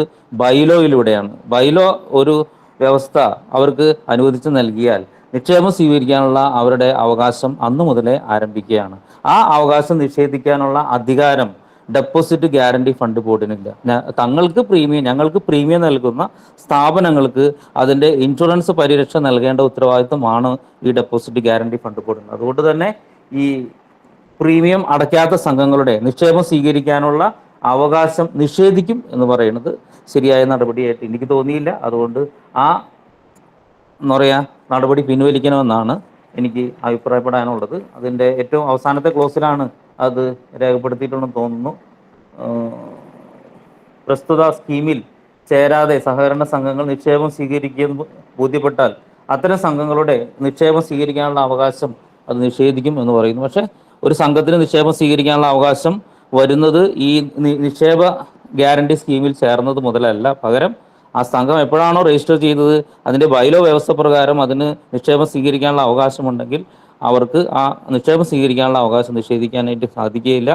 പകരം ഗ്യാരണ്ടി സ്കീമിൻ്റെ ആനുകൂല്യം നമുക്ക് നിഷേധിക്കാം. കാരണം എന്താ, അവർ പ്രീമിയം അടയ്ക്കുകയോ ആ പ്രീമിയം ബോർഡിൽ അംഗത്വം എടുക്കുകയോ ചെയ്യാത്തത് കൊണ്ട് അത് ചെയ്യാനായിട്ട് സാധിക്കില്ല. അതുപോലെ തന്നെ മറ്റൊരു കാര്യം വേണ്ടത്, വായ്പ നൽകുന്ന ഒരു സമ്പ്രദായമല്ല ഇവിടെ വേണ്ടത്, അഡ്വാൻസ് സെറ്റിൽമെൻറ്റ് എമൗണ്ട് ആണ് കൊടുക്കേണ്ടത്. അതുകൊണ്ട് അതിന് പലിശ ഈടാക്കുന്ന ഒരു സമീപനവും സ്വീകരിച്ചാൽ കൃത്യമായ തോതിൽ ഈ നിക്ഷേപകർക്ക് പണമടയ്ക്കാനായിട്ട് സാധിക്കില്ല. കാരണം നിക്ഷേപകന്റെ പണം സെറ്റിൽ ചെയ്യുമ്പോൾ ഒരു കാരണവശാലും അവിടെ ഒരു പലിശ ഏൺ ചെയ്യാനായിട്ട് ഈ സ്ഥാപനത്തിന് കഴിയില്ല. അതുകൊണ്ട് എന്താ പറയുക, സമാപ്തീകരണത്തിന് മുമ്പായി തന്നെ പണം കൊടുക്കാനുള്ള ഒരു സമീപനം ഉണ്ടാകണം. അത് അഡ്വാൻസ് സെറ്റിൽമെൻറ്റ് എമൗണ്ടായിട്ട് നൽകണം. ആ എമൗണ്ട് കൃത്യമായിട്ട് വിനിയോഗിക്കുന്നുണ്ടോ എന്ന് പരിശോധിക്കണം. അതിനുശേഷം സമാപ്തീകരണം വരുമ്പോൾ ഈ അഡ്വാൻസ് എമൗണ്ട് പലിശയില്ലാതെ സെറ്റിൽ ചെയ്യാനുള്ള ഒരു സംവിധാനം ഏർപ്പെടുത്തണം. എങ്കിലാണ് ഈ പദ്ധതി വിജയിക്കുകയുള്ളൂ. കൂടുതൽ വിഷയങ്ങൾ ഇനി ചർച്ചയിൽ വരാം. എന്തുതന്നെയായാലും ഈ പദ്ധതി വളരെ അടിയന്തരമായി നടപ്പിലാക്കേണ്ടതുണ്ട്. ഈ പദ്ധതിയിൽ പണം ശേഖരിക്കേണ്ടതുണ്ട്. അതിനു വേണ്ടിയിട്ടുള്ള പ്രവർത്തനങ്ങൾക്ക് എല്ലാവിധ പിന്തുണയും ഉണ്ടാകും. കാരണം കേരളത്തിൻ്റെ സഹകരണ സ്ഥാപനങ്ങളുടെ വിശ്വാസ്യത വർദ്ധിപ്പിക്കാനായിട്ട് ഇതുകൊണ്ട് ഉപകരിക്കും. അതുകൊണ്ട് പണം കൊടുത്താലേ ജനങ്ങൾ ഇനി വിശ്വസിക്കുള്ളൂ. വാക്കുകൊണ്ടൊന്നും വിശ്വസിക്കുകയോ പദ്ധതികളിൽ വിശ്വസിക്കുന്ന ഒരു ജനത്തെ നമുക്ക് കാണാനായിട്ട് കഴിയില്ല. കാരണം അവർക്ക് പണം നഷ്ടപ്പെട്ടിരിക്കുകയാണ് പല സ്ഥാപനങ്ങളിലും. അതുകൊണ്ട് തന്നെ പണം തിരിച്ചു കൊടുത്തേ നമുക്ക് വിശ്വാസം തിരിച്ചു പിടിക്കാനാകൂ എന്നുള്ളത് കൊണ്ട് തന്നെ ഇത്തരം പദ്ധതി മൂലം അല്ലെങ്കിൽ ഈ ഡെപ്പോസിറ്റ് ഗ്യാരണ്ടി ഫണ്ട് നാളെ തന്നെ പണം കൊടുത്ത് ഇടപെടുന്ന രീതിയിലുള്ള പ്രവർത്തനങ്ങളിലേക്ക് വരണമെന്ന് അഭ്യർത്ഥിക്കുന്നു. Thank you. നന്ദി സാബു. സാബു പറഞ്ഞ കാര്യങ്ങൾ ഞാനൊന്ന് ബ്രീഫ് ചെയ്യാം. അതായത് നിക്ഷേപ ഗ്യാരണ്ടി ഫണ്ട് ബോർഡും പിന്നെ നമ്മളെ പുനരുദ്ധാരണ നിധിയും ഒരേ ലക്ഷ്യത്തിലേക്കുള്ള രണ്ട് വഴികളാണ്. അതിന്റെ ആവശ്യമില്ല.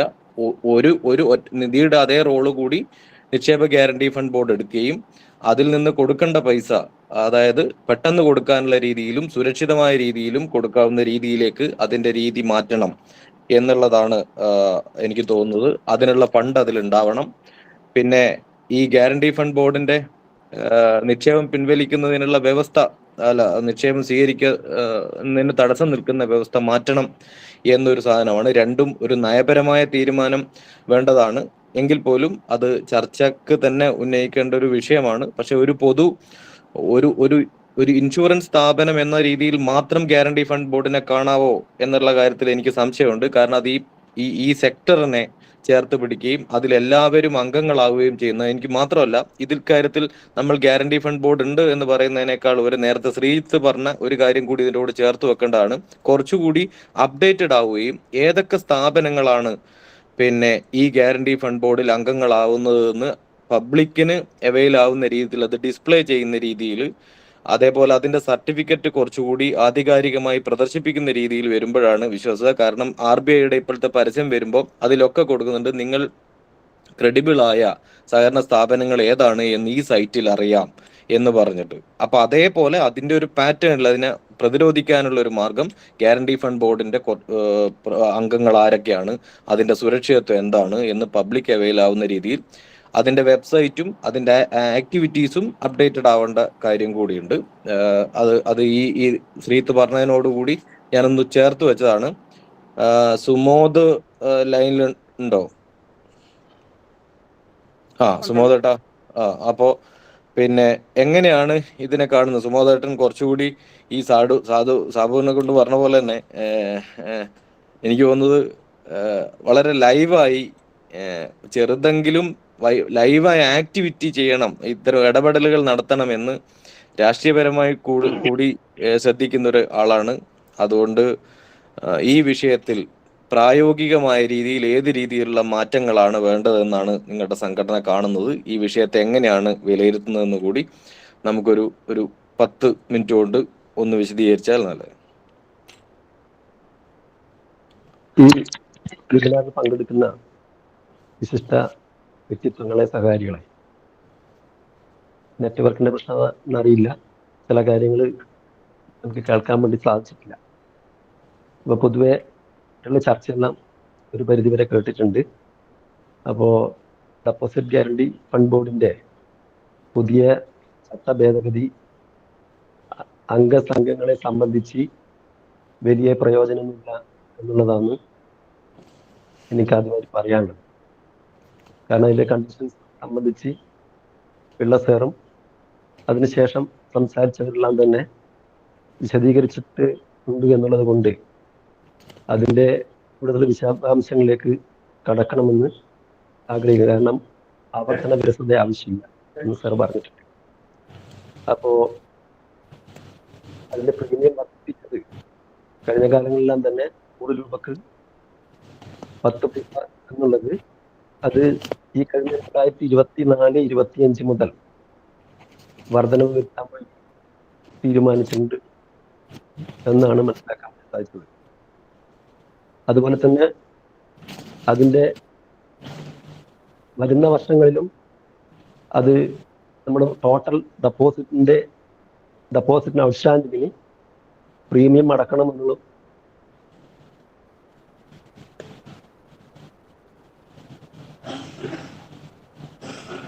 പുതിയ ചട്ടഭേദഗതി പ്രകാരം ചട്ടഭേദഗതി പ്രകാരം ആനുകൂല്യങ്ങൾ കൊടുക്കുന്നതാണ്. കഴിഞ്ഞ ഈ ബോർഡ് നിലവിൽ വന്നതിന് ശേഷം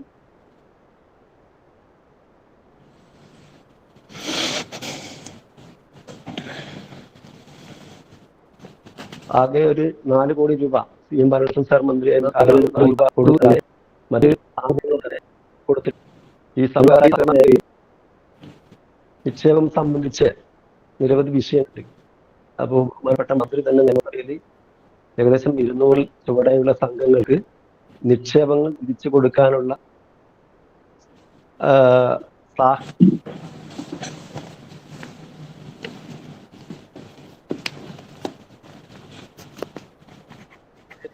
ഇല്ല എന്ന് സൂചിപ്പിച്ചിരുന്നു. അപ്പോൾ അത്തരത്തിൽ അവരുടെ സഹായം എടുക്കണമെന്നാണ് എന്നെ സംബന്ധിച്ച് പറയാനുള്ളത്. കാരണം നമ്മൾ ലിക്വിഡേറ്റ് ചെയ്ത് കഴിഞ്ഞതിന് ശേഷം ആനുകൂല്യങ്ങൾ കൊടുക്കുന്നതിന് പകരം അവർ പ്രതിസന്ധി നേരിട്ട് കൊണ്ടിരിക്കുമ്പോൾ അവരെ സഹായിച്ചാൽ ആ സംഘങ്ങൾ തുടർന്നും ചിലപ്പോൾ മുന്നോട്ട് പോകാൻ വേണ്ടി സാധിക്കും. കാരണം അവർ ലിക്വിഡേറ്റ് ചെയ്ത് കഴിഞ്ഞിട്ട് പിന്നെ നമ്മൾ അതിൻ്റെ ഡെപ്പോസിറ്റ് പൈസ കാര്യമില്ല. പ്രതിസന്ധി നേരിടുമ്പോൾ തന്നെ അത് കണ്ടെത്തി അതിന് വിദഗ്ധമായ ഒരു കമ്മിറ്റി ഉണ്ടാക്കി ആ കമ്മിറ്റി പഠനം നടത്തി എത്രയും പെട്ടെന്ന് തന്നെ അവരെ സഹായിക്കാനുള്ള ഒരു സാഹചര്യം ഉണ്ടാക്കണം എന്നാണ് അത് സംബന്ധിച്ച് പറയാനുള്ളത്. പിന്നെ പുനരുദ്ധാരണ നിധിയും അതുപോലെ തന്നെ നമ്മുടെ ഡെപ്പോസിറ്റ് ഗ്യാരണ്ടി സ്കീം 2 പദ്ധതിയും ആവശ്യമില്ല. കാരണം രണ്ടിൻ്റെയും ഉദ്ദേശ ലക്ഷ്യങ്ങൾ ഒന്നിലേക്ക് തന്നെ വരുന്നത്. കാരണം മറ്റേത് പുനരുദ്ധാരണമാണ്, ഇത് നമ്മൾ പിന്നെ ഇൻഷുറൻസ് സഹായിക്കുന്ന രീതി കൂടിയുള്ളത് കൊണ്ട് രണ്ടിൻ്റെയും ആവശ്യമില്ല എന്നുള്ള അഭിപ്രായം കൂടിയുണ്ട്.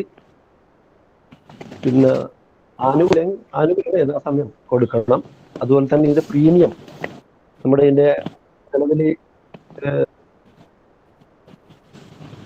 നിലവിലുള്ള ഇതിന്റെ ആസ്തി വളരെ കുറവാണ്. അത് വർദ്ധിപ്പിക്കാനുള്ള ഒരു സാഹചര്യം ഉണ്ടാക്കണം. ആ വർധനവ് വരണമെങ്കിൽ നമ്മൾ നിക്ഷേപങ്ങൾ പിന്നെ സമാഹരിക്കുന്ന മുഴുവൻ സംഘങ്ങളെയും ഇതിൽ അംഗങ്ങളാക്കി അതിന്റെ പ്രീമിയം എല്ലാ വർഷവും യഥാസമയം അടപ്പിക്കാനുള്ള ഒരു സാഹചര്യം ബോർഡിന്റെ ഭാഗത്തുനിന്ന് നിർബന്ധിത ബുദ്ധിയോടുകൂടി ഉണ്ടായാൽ നമ്മുടെ ഈ ആസ്തി വർദ്ധിപ്പിക്കാൻ വേണ്ടി സാധിക്കും. ആ രീതിയിലുള്ള ഒരു പ്രവർത്തനം ബോർഡിന്റെ ഭാഗത്തുനിന്ന് ഉണ്ടാകും എന്നാണ് സംബന്ധിച്ച് പറയാൻ. മറ്റു കാര്യങ്ങളിൽ ഇവിടെ പലരും സൂചിപ്പിച്ചിട്ടുണ്ട്, അതുകൊണ്ട് കൂടുതൽ കാര്യങ്ങൾ പറയുന്നില്ല. ഇനി ഒരു അവസരം കിട്ടിയാൽ സംസാരിക്കാമെന്ന് പറയാം. പ്രായോഗികമായ നിർദ്ദേശങ്ങളാണ്. അംഗസംഘങ്ങൾക്ക് പ്രയോജനം ഉണ്ടാവണം. നിർബന്ധിത ബുദ്ധിയായ എല്ലാ വായ്പാ സംഘങ്ങളും ഇതിൽ നിക്ഷേപം സ്വീകരിക്കുന്ന എല്ലാ സംഘങ്ങളും ഇതിൽ അംഗങ്ങളാവണം. ഒപ്പം പ്രതിസന്ധിയിൽ ലിക്വിഡേറ്റ് ചെയ്യുമ്പോൾ നിക്ഷേപകർക്ക് പൈസ കൊടുക്കുക എന്നുള്ളതല്ല, പ്രതിസന്ധിയിൽ അകപ്പെടുന്നതിന് മുമ്പ് സംഘങ്ങളെ സഹായിക്കാനുള്ള ഒരു പാറ്റേണിലേക്ക് നമ്മൾ നിക്ഷേപ ഗ്യാരണ്ടി ഫണ്ട് ബോർഡിനെ മാറ്റണം എന്നുള്ളതാണ്. അതിനുള്ളൊരു തുടക്കമാണ് നമ്മുടെ വായ്പാ സ്കീം അല്ലെങ്കിൽ ഫിനാൻഷ്യൽ അസിസ്റ്റൻസ് സ്കീം കൊണ്ടുവന്നത്. പിന്നെ നിധി എന്തിന് എന്നൊരു ചോദ്യം കൂടി സുമോദ് വെക്കുന്നുണ്ട്. പ്രസക്തമാണ്, ചർച്ച ചെയ്യേണ്ടതാണ്. എന്തായാലും അതിന് നമുക്ക് കൂടുതൽ അറിയാം. രാമേന്ദ്രേട്ട എത്തിയുണ്ടോ? സാറ് ഒരു ബാംഗ്ലൂരാണ് പോകാൻ വേണ്ടി റെയിൽവേ എയർപോർട്ടിലാണ്, ക്യൂവിലാണ് എന്ന് അറിയിച്ചിട്ടുണ്ട്. സെറ്റിൽ ആയാൽ കയറാൻ ഉണ്ടായിരുന്നു, ഇതുവരെ ലൈനിൽ ഉണ്ടായിരുന്നു. CITUവിന്റെ ദേശീയ സമ്മേളനമോ എന്തോ ഓ സമരം എന്തോ ആ നടക്കുന്നത് പങ്കെടുക്കാനായിട്ട് ആ, കോഴിക്കോട് നമ്മുടെ എയർപോർട്ടിൽ. ജോസഫ് സാറോ? ജോസഫ് സാറ് മീറ്റിംഗിലാണ്, ഇതുവരെ ഇറങ്ങിയതായിട്ട് ഇപ്പം വിളിച്ചിട്ട് കോൾ കണക്ട് ആവുന്നില്ല. ആണല്ലേ? കോഴിക്കോട് ഇ.പി. ജയരാജൻ പങ്കെടുക്കുന്ന എന്തോ ഒരു പ്രോഗ്രാമിലുണ്ടായിരുന്നു, ഒരു ജാഥയായിരുന്നു. ആ, മറ്റേ കർഷക ഏഴ് സംഘത്തിന് എന്തോ ഒരു ജാഥ ആ നടക്കുന്നുണ്ട്. ആ ഒരു 7:15 ഫ്രീ ആകാൻ ഒരു ശ്രമം നടത്തി, പക്ഷെ അത് നടന്നില്ലായിരുന്നു. ഇവിടെ നല്ല മഴയുണ്ട് എന്ന് പുള്ളി എന്നോട് പറഞ്ഞിരുന്നു. എന്തായാലും കയറും എന്ന് അറിയിച്ചിട്ടുണ്ട്. നമുക്ക് അതിന്റെ ഒരു എന്തായാലും അറിയേണ്ടത് ജോസഫ് സാറിന്റെ അടുത്ത് നിന്നുള്ള മറുപടികളും അല്ലെങ്കിൽ അവർക്ക് ഇടപെടാൻ പറ്റുന്ന കാര്യങ്ങളുമാണ്. പിള്ള സാറ് നമുക്കുള്ളത് ഒരു ആശ്വാസമാണ്, എന്തായാലും അതിനൊരു ബദൽ എന്നുള്ള രീതിയിൽ. പിന്നെ പക്ഷെ ഞാൻ ബോർഡിന്റെ ആളല്ല കേട്ടോ, ബോർഡിന്റെ അല്ല, ആളല്ല. എങ്കിലും നമുക്ക് ഇതിലൊരു കാര്യം എന്താന്ന് വെച്ചാൽ, ഇതിൽ നമ്മൾ ആരെയും തോൽപ്പിക്കാനോ ആർക്കും ജയിക്കാനോ ഉള്ളല്ല, അതെ നമുക്ക് അതെ അതെ. കൂട്ടായി പോവാനും പ്രശ്നങ്ങൾ തീർക്കാനും എന്തെങ്കിലും നമ്മൾക്ക് ബോധ്യമില്ലാത്ത കാര്യങ്ങൾ മറ്റുള്ളവരുടെ അറിയാനും തിരുത്താനും ഒക്കെ കൂടിയുള്ള ഒരു വേദി മാത്രമാണ്. അതുകൊണ്ട് ഇതിൽ വാദപ്രതിവാദങ്ങളും ജയവും തോൽവിയും ഇല്ല. അറിവുകൾ ഞാൻ ഒരു ഒന്ന് ക്ലാരിഫിക്കേഷൻ തരട്ടെ. ഓ സംശയം തന്നോളൂ. ഒന്ന്, നമ്മളിപ്പോൾ കേരളത്തിൽ ഈ ഡെപ്പോസിറ്റ് ഗ്യാരണ്ടി സ്കീമിൽ ചേർന്നിരിക്കുന്ന സ്ഥാപനങ്ങള് 1616 പ്രാഥമിക കാർഷിക വായ്പാ സംഘങ്ങളിൽ 1591 ഇതിൽ ചേർന്നിട്ടുണ്ട്. അതുപോലെ 622 എംപ്ലോയീസ് ക്രെഡിറ്റ് സൊസൈറ്റികളിൽ 465 ചേർന്നിട്ടുണ്ട്. 1437 നോൺ അഗ്രികൾച്ചർ ക്രെഡിറ്റ് സൊസൈറ്റികളിൽ 1241 ചേർന്നിട്ടുണ്ട്. വനിതാ സംഘങ്ങൾ 605-ല് 503 വനിതാ സംഘങ്ങളും സ്കീമിൽ ചേർന്നിട്ടുണ്ട്. ഒന്ന്. രണ്ടാമത്തെ ഒരു ക്ലാരിഫിക്കേഷൻ, മിസ്റ്റർ എ.ഡി. സാബു നമ്മളുടെ സഹകരണ സമാശ്വാസ നിധിയും അതുപോലെ തന്നെ ഡെപ്പോസിറ്റ് ഗ്യാരണ്ടി ഫണ്ട് ബോർഡിൽ നിന്നുള്ള 2 സഹായത്തിന്റെ ആവശ്യമില്ല, ഒന്ന് മതി. ഇത് രണ്ട് ആവശ്യത്തിന് നൽകുന്ന സമാശ്വാസ നിധിയിൽ നൽകുന്ന സഹായം എന്ന് പറയുന്നത് അവരുടെ ബിസിനസ് വർധനവിന് വേണ്ടിയിട്ടാണ്. ഒരു കാരണവശാലും അത് നിക്ഷേപം മടക്കി കൊടുക്കുന്നതിനോ ആ ജീവനക്കാരുടെ ശമ്പളം കൊടുക്കുന്നതിനോ ഉപയോഗിക്കാൻ പാടില്ല. ബിസിനസ് ആവശ്യത്തിന് മാത്രം, വായ്പ കൊടുക്കുന്നതിന്, അസറ്റാക്കി മാറ്റുന്നതിന്, വരുമാനം കിട്ടുന്ന, പലിശ കിട്ടുന്ന ആസ്തിയാക്കി മാറ്റാൻ മാത്രമേ അത് ഉപയോഗിക്കാൻ പറ്റുള്ളൂ. ഡെപ്പോസിറ്റ് ഗ്യാരണ്ടി ഫണ്ട് ബോർഡിൽ നിന്നുള്ള ഈ സഹായം 7% വരെ പലിശ വാങ്ങിച്ചുകൊണ്ട് നൽകുന്ന ഈ സഹായം എന്ന് പറയുന്നത് അത് ബിസിനസ് ആവശ്യത്തിന് ഉപയോഗിക്കാൻ പാടില്ല, ശമ്പള ചെലവിന് ഉപയോഗിക്കാൻ പാടില്ല, നിക്ഷേപം മടക്കി കൊടുക്കാൻ വേണ്ടി മാത്രമേ അത് ഉപയോഗിക്കാവുള്ളൂ. അതാണ് ഈ 2 സ്കീമിന്റെയും 2 ലക്ഷ്യങ്ങൾ രണ്ടാണ്, വ്യത്യസ്തമാണ്. ഇതില് സാബുവിന്റെയും സുമോദിന്റെയും സംശയങ്ങൾ കൂടി ഞാനൊന്ന് ഉന്നയിച്ചാൽ, ഈ 2 ലക്ഷ്യവും നമ്മൾ ഉണ്ടാക്കിയ ലക്ഷ്യങ്ങളാണ് അല്ലേ പിള്ള സാറേ? അതായത് അതെ അതെ അതെ. ഗ്യാരണ്ടി ഫണ്ട് ബോർഡ് നിക്ഷേപകർക്ക് പണം നഷ്ടപ്പെടുത്താൻ കൊടുക്കുന്ന ഘട്ടത്തിൽ തിരിച്ചു കൊടുക്കാൻ പാകത്തിൽ നമ്മൾ ഉണ്ടാക്കിയ ഒരു സംവിധാനമാണത്. അതെ. ആ സംവിധാനം ഒരു ഡൈവേഴ്സിഫൈ ചെയ്തുകൂടെ? അതായത് നിക്ഷേപ നിധിയുടെ അതേ പാറ്റേണിൽ ഇപ്പൊ ഈ ലോണ് കൊടുക്കുക അല്ലെങ്കിൽ ഫിനാൻഷ്യൽ അസിസ്റ്റൻസ് കൊടുക്കുക എന്നുള്ളത്, ഒരു സംഘം പ്രതിസന്ധിയിലാവുമ്പോൾ അവർ കുറച്ച് ഫണ്ട് കൊടുത്തു കഴിഞ്ഞാൽ അതിനെ മെച്ചപ്പെടുത്തി കൊണ്ടുവരാനുള്ള ഒരു സ്കീം തയ്യാറാക്കി നമുക്ക് കൊടുക്കാമെങ്കിൽ എന്തിനാണ് 2 സംവിധാനം? ഈ സ്കീം തന്നെ ഒന്ന് ഡൈവേഴ്സിഫൈ ചെയ്ത് മതിയാവില്ലോ? അങ്ങനെയാകുമ്പോൾ ഫണ്ട് നമുക്ക് ഒരു ഫണ്ട് രീതിയിൽ മൊബിലൈസ് ചെയ്താൽ മതിയാവില്ലേ എന്നുള്ളതാണ് ചോദ്യം. 2 ലക്ഷ്യത്തിന് ഇപ്പൊ രൂപീകരിച്ചതാണ്, പക്ഷെ ഇത് ഏകീകരിക്കാൻ പറ്റില്ലേ, ഒരു സംവിധാനത്തിനെ കീഴിൽ കൊണ്ടുവരാൻ പറ്റില്ലേ എന്നുള്ളതാണ് ചോദ്യം. അതിനുള്ള ഫണ്ട് ഇപ്പോൾ ഇല്ല എന്നതാണ്. നമ്മുടെ സമാശ്വാസ നിധി എന്ന് പറയുന്നത് സംഘങ്ങൾ നൽകുന്ന ഒരു കോൺട്രിബ്യൂഷനിൽ വരുന്ന ഇതുപോലൊരു കമ്പൽസറി സ്വഭാവം അതിനില്ല. ഡെപ്പോസിറ്റ് ഗ്യാരണ്ടി സ്കീം പോലെയുള്ള ഒരു നിർബന്ധ സ്വഭാവം അതിനില്ല. ഇത് രണ്ടും കൂടി ആയാൽ പോലും നമ്മൾ ഉദ്ദേശിക്കുന്ന ആ സഹായ ഹസ്തം എത്രമാത്രം ആ സ്ഥാപനങ്ങളെ ഉദ്ധരിക്കാനായിട്ട് പ്രയോജനകരമാകും എന്നത് വലിയൊരു ചോദ്യചിഹ്ന. കാരണം അതിനുള്ള തുക ഈ 2ലും കൂടിയില്ല, വരുന്നില്ല എന്നാണ് സത്യം. ആലോചിക്കാവുന്ന ഒരു വിഷയമാണ്. 2നും. ഞാനൊന്ന് ഇടപെട്ടോട്ടെ സാറേ? തീർച്ചയായിട്ടും. ഞങ്ങൾ ഇതിനെ എതിർത്തത്, പുനരുദ്ധാരണ നിധിയെ എതിർത്തത്, ഇത് രണ്ടും 2 രീതിയിലുള്ള പണമാണ് വിനിയോഗിക്കുന്നത്. ഒന്ന്, നമ്മുടെ P&L ചാർജ് ചെയ്ത് നമ്മൾ അടയ്ക്കുന്ന പ്രീമിയം. മറ്റൊന്ന്, നമ്മുടെ നിക്ഷേപത്തിൽ നിന്ന് നമ്മുടെ ലാഭത്തിൽ നിന്ന് മാറ്റിവെച്ച ഒരു സ്വരൂപം, ഒരു നിധി, അത് ആ സ്ഥാപനത്തിന്റെ വളർച്ചയ്ക്കാണ്. അതിനുവേണ്ടി മാറ്റിവെച്ച ആ സംഖ്യയുടെ 50% ഈ പുനരുദ്ധാരണ നിധിയിലേക്ക് നൽകണം എന്ന് പറയുമ്പോൾ നമുക്ക് നഷ്ടപ്പെടുന്നത് ആ സ്ഥാപനത്തിന്റെ സെക്യൂരിറ്റിയാണ്. മനസ്സിലായോ? ഒരു സ്ഥാപനത്തിൽ നമ്മൾ ഒരു തുക ഇൻവെസ്റ്റ് ചെയ്യാൻ തീരുമാനിക്കുമ്പോൾ, അല്ലെങ്കിൽ ഒരു ഷെയർ ഒരു കമ്പനിയിൽ എടുക്കാൻ തീരുമാനിക്കുമ്പോൾ, നമ്മൾ അതിൻ്റെ ബാലൻസ് ഷീറ്റ് പരിശോധിക്കും. അവരുടെ സ്വന്തം ഫണ്ടുകൾ എത്രയുണ്ട്, ലാഭം എത്രയുണ്ട്, ലാഭത്തിൽ നിന്ന് മാറ്റി വെച്ച ഫണ്ടുകൾ എത്രയുണ്ട്.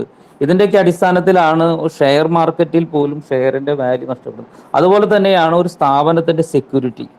അതിൻ്റെ സ്ഥാപനത്തിൻ്റെ ഓരോ സ്ഥാപനത്തിൻ്റെ സെക്യൂരിറ്റി എന്ന് പറയുന്നത് അത് ലാഭത്തിൽ നിന്ന് മാറ്റിവെച്ച റിസർവുകൾ എത്ര ഉണ്ട് എന്നുള്ളതാണ്, അവരുടെ സ്വന്തം ആസ്തി എത്ര ഉണ്ടെന്നുള്ളതാണ്. ആ തുകയിൽ നിന്ന് 50% നിക്ഷേപമായി ആവശ്യപ്പെടുന്നത്. അത് നഷ്ടപ്പെട്ടാൽ ആ സ്ഥാപനത്തിൻ്റെ സെക്യൂരിറ്റിയാണ് നഷ്ടപ്പെടുന്നത്. ബൈബിളിൽ ഒരു ചെറിയ കഥയുണ്ട്. വിവേകമതികളും വിവേകശൂന്യകളുമായിട്ടുള്ള ആളുകൾ മണവാളനെ കാത്തിരുന്നു എന്ന് പറയുന്നു. വിവേകമതികൾ എന്ത് ചെയ്തു? അവർക്ക് ആവശ്യമുള്ള എണ്ണ അത് വിളക്കിലും അതോടൊപ്പം തന്നെ ആ വിളക്കിലെ എണ്ണ കഴിയുമ്പോൾ അത് ശേഖരിക്കുക, അത് വീണ്ടും ഒഴിക്കാനുള്ളതും കൂടെ അവർ കരുതി വെച്ചു. വിവേകശൂന്യകളോ വിളക്കിൽ മാത്രം എണ്ണ നിറച്ച് വന്നു. മണവാളം വന്നപ്പോൾ വൈകിയപ്പോൾ വിവേകശൂന്യകൾ വിളക്ക് കിടാൻ തുടങ്ങി. അപ്പോൾ വിവേകശൂന്യകൾ ചോദിച്ചു, ഞങ്ങൾക്കും നിങ്ങളുടെ എണ്ണ തരണം. അപ്പോൾ അവർ പറഞ്ഞു, ഞങ്ങൾക്ക് തരാൻ കഴിയില്ല. മണവാളൻ വൈകിയാൽ ഞങ്ങൾക്ക് എന്ത് സംഭവിക്കും? ഞങ്ങളുടെ വിളക്ക് കൂടി കെട്ടുപോകും. അതുകൊണ്ട് ഞങ്ങളുടെ വിളക്കിൽ നിന്ന് എണ്ണ തരാൻ കഴിയില്ല. ഈ ഒരു അവസ്ഥ, രണ്ട് സ്ഥാപനങ്ങളും ഒരേപോലെ നശിച്ചു പോകുന്ന തരത്തിലേക്ക് ഒരു സ്കീം വന്നാൽ അത് വലിയ അപകടം സൃഷ്ടിക്കുക. അതുകൊണ്ട് നന്നായി പോകുന്ന, ലാഭമുണ്ടാക്കിയ, റിസർവ് സൂക്ഷിച്ച സ്ഥാപനങ്ങളുടെ റിസർവുകളെ തൊട്ട് ഒരു നിധി ഉണ്ടാക്കരുത്. രണ്ടിനു കൂടി ഇത് നശിപ്പിക്കും എന്നുള്ളത് കൊണ്ടാണ് ഇതിനെ ഞങ്ങൾ എതിർക്കുന്നത്. പുനരുദ്ധാരണ പദ്ധതിക്ക് ഞങ്ങൾക്ക് എതിരല്ല, പക്ഷേ അതിനുവേണ്ടി കണ്ടെത്തുന്ന പണം അത് ഈ നല്ല സ്ഥാപനങ്ങളുടെ റിസർവുകൾ ആകരുത് എന്ന് പൂർണ്ണമായും ഞങ്ങൾ ശഠിക്കുന്നു, അതിനെ ഞങ്ങൾ എതിർക്കുന്നു. അത് ഏതറ്റം വരെ അതിനുവേണ്ടി പോകാനും ഞങ്ങൾ പരിശ്രമിക്കും. പിള്ള സാറോട് ഈ സമാശ്വാസ നിധിയുമായി ബന്ധപ്പെട്ട് ഇപ്പം ഒരു സംശയം കൂടി ചോദിക്കട്ടെ. നമ്മളിപ്പം എന്റെ ബാങ്കിന്റെ റിസർവ് ഫണ്ടാണ് ഞാൻ സമാശ്വാസ നിധിയിലേക്ക് മാറ്റുന്നത്. ഏതെങ്കിലും കാലത്ത് എന്റെ സംഘത്തിന് ഈ ഒരു പണം ആവശ്യമുണ്ടാകുമ്പം എന്റെ സംഘത്തിന്റെ ഭാവിയിൽ വരാവുന്ന ബുദ്ധിമുട്ടുകൾക്ക് ഞാൻ ശേഖരിച്ചു വെച്ച പണമാണ് എടുത്ത് സമാശ്വാസ നിധിക്ക് മാറ്റിയത്. എനിക്കൊരു ആവശ്യം വരുമ്പോൾ ഞാൻ എന്ത് ചെയ്യണം? വീണ്ടും അപേക്ഷയായിട്ട് ആദ്യം മുതൽ AR താലൂക്ക് തലം, ജില്ലാ തലം, സംസ്ഥാന തലം, പിന്നെ അവിടുത്തെ ഒരു ബോർഡിന്റെ ഒരു തലം, ഈ 4 തലം കൂടി കഴിഞ്ഞിട്ട് വീണ്ടും എന്റെ പൈസ കിട്ടാൻ ഞാൻ വീണ്ടും ഇതിലേക്ക് വരേണ്ട ഒരു സാഹചര്യമുണ്ട്. അപ്പൊ ഈ റിസർവ് ഫണ്ട് എന്ന് പറയുന്ന ഒരു സംഘത്തിന്റെ ഭാവിയിൽ വരാവുന്ന പ്രയാസങ്ങൾ നേരിടാനുള്ള ഒരു ഫണ്ടാണ്. അപ്പൊ അത് നേരെ ഉപയോഗിക്കുന്ന സമാശ്വാസ നിധിയിൽ ശരിയല്ല. അത് ഇവിടുത്തെ വിഷയമല്ലെങ്കിൽ പോലും ഈ സമയത്ത് പറഞ്ഞതാണ്. പിന്നെ നേരത്തെ സാറ് പറഞ്ഞൊരു കാര്യമുണ്ട്, DICC-യുമായി നമ്മളെ ഡെപ്പോസിറ്റ് ഇൻഷുറൻസ് ഗ്യാരണ്ടി ഫണ്ടുമായി നമ്മുടെ ഫണ്ടിനെ ഒരിക്കലും കമ്പയർ ചെയ്യരുത് സാറ്. കാരണം അത് അത്രമാത്രം ട്രാൻസ്പെറന്റ് ആയിട്ടാണ്. ഇപ്പൊ ഇവിടെ ഇന്നത്തെ ഈ മീറ്റിംഗിൽ കൂടിയിട്ടുള്ള 100 പേരാണെങ്കിൽ 100 പേർക്ക് 100% പറയാൻ പറ്റും, നമ്മള് ഒരു ഡെപ്പോസിറ്റ് ഗ്യാരണ്ടി ഫണ്ട് ബോർഡിൽ എല്ലാ കാര്യങ്ങളും സുതാര്യമായിട്ടല്ല അവിടെ നടക്കുക എന്നുള്ളത് എനിക്കും അറിയാം, സാറിനും അറിയാം, ഇവിടെയുള്ള എല്ലാ സഹകാരികൾക്കും അറിയാം എന്നുള്ളത് ഇതിനൊരു പോരായ്മ തന്നെയാണ്. കാരണം കൃത്യമായിട്ടും അത് സുതാര്യമായിട്ടല്ല സഹകരണ മേഖലയിൽ കാര്യങ്ങൾ പോകുന്നത്. അത് അതാത് സമയങ്ങളിൽ ഭരിക്കുന്ന അതാത് ഗവൺമെന്റുകൾക്ക് അവർക്ക് താല്പര്യമുള്ള രീതിയിലായിരിക്കും കാര്യങ്ങൾ പോവുക. അപ്പൊ അതും സഹകരണ സ്ഥാപനങ്ങളെ സംബന്ധിച്ചിടത്തോളം ഒരു ആശങ്ക ഉള്ള ഒരു കാര്യം തന്നെയാണ്. പിന്നെ ഈ നേരത്തെ പറഞ്ഞു ഡെപ്പോസിറ്റ് ഗ്യാരണ്ടി ഫണ്ട് ബോർഡ് എല്ലാവർക്കും പണം കൊടുക്കുന്നുണ്ടെങ്കിൽ ഇപ്പൊ ഇന്നത്തെ പ്രീമിയത്തിന്റെ വിഷയത്തിൽ ഒരു ചർച്ച തന്നെ ഉണ്ടാവില്ലായിരുന്നു. ആർക്കും പണം കൊടുക്കാത്തൊരു സാഹചര്യത്തിലാണ് ഈ ചർച്ച. അപ്പൊ നമ്മളെയും ആശങ്കയാണ്. ഇനിയിപ്പം കോടിക്കണക്കിന് രൂപയായിരിക്കും. ഇപ്പൊ 263 കോടി രൂപ വന്നു പറഞ്ഞു. 263 കോടി രൂപ ഒരിക്കലും ഇനഫാണ് നമ്മൾ പറയില്ല. പക്ഷെ ഇനി 1000 കോടി വന്നാലും മറ്റുള്ളവർക്ക് പണം കിട്ടിയിട്ടില്ലെങ്കിൽ ഇതിലെന്താണ് അതിന്റെ ഒരു ഫണ്ട് എന്നുള്ളതാണ് സാറ് പറയേണ്ടത്. ഓക്കെ, ഞാൻ പറയാം. ഒന്ന്, ഇപ്പം നമ്മളുടെ റിസർവ് ഫണ്ടിലെ തുകയുടെ 50%, അഗ്രികൾച്ചർ സ്റ്റെബിലൈസേഷൻ ഫണ്ടിലെ തുകയുടെ 50% വരെയാണ് ഈ സമാശ്വാസ നിധിയിലോട്ട് മാറ്റിവെക്കാനായിട്ട് വ്യവസ്ഥ ചെയ്തിരിക്കുക. അന്നേരം അത് നിയമപരമായ ഒരു വിഷയമാണ്. ഞാൻ ആ വിഷയത്തിലോട്ട് ആഴത്തിലോട്ട് ചെല്ലുന്നില്ല. ഒരു സർവീസ് കോപ്പറേറ്റീവ് ബാങ്കിന്റെ ലാഭത്തിൽ നിന്നും വകുപ്പ് 56(1) പ്രകാരം കൺകറന്റ് ഓഡിറ്റർ തന്നെ അല്ലെങ്കിൽ ടീം ഓഡിറ്റർ തന്നെയാണ് ലാഭത്തിന്റെ 15% റിസർവ് ഫണ്ടിലോട്ട് മാറ്റുന്നത്. ഓഡിറ്റ് സർട്ടിഫിക്കറ്റ് കിട്ടിക്കഴിഞ്ഞാൽ 60 ദിവസത്തിനുള്ളിൽ ആ തുക കേരള ബാങ്കിൽ സ്ഥിര നിക്ഷേപം നടത്തണം. ആ റിസർവ് ഫണ്ടിലെ തുക കേരള ബാങ്കിൽ ഒരു സർവീസ് കോപ്പറേറ്റീവ് ബാങ്കിന്റെ അല്ലെങ്കിൽ ഒരു സഹകരണ സ്ഥാപനത്തിന്റെ പേരിൽ ഉള്ള ഒരു ഫിക്സഡ് ഡെപ്പോസിറ്റാണ്. ചട്ടം 53 ആ കരുതൽ ധനത്തിലെ തുക ഏതൊക്കെ ആവശ്യങ്ങൾക്ക് ഉപയോഗിക്കാം, അതെങ്ങനെ ഉപയോഗിക്കാം എന്ന് വ്യക്തമാക്കിയിട്ടുണ്ട്. റിസർവ് ഫണ്ടില് ഒരു സർവീസ് കോപ്പറേറ്റീവ് ബാങ്കിന് റിസർവ് ഫണ്ടിലുള്ള തുകയുടെ 50% വരെ രജിസ്ട്രാറുടെ അനുമതിയോടുകൂടി അതിന്റെ ബിസിനസ് ആവശ്യങ്ങൾക്ക് ഉപയോഗിക്കാം. റിസർവ് ഫണ്ടിലെ തുകയുടെ 100% ഗവൺമെന്റിന്റെ അനുമതിയോടുകൂടി ആ സ്ഥാപനത്തിന്റെ ബിസിനസ്സിന് ഉപയോഗിക്കാം.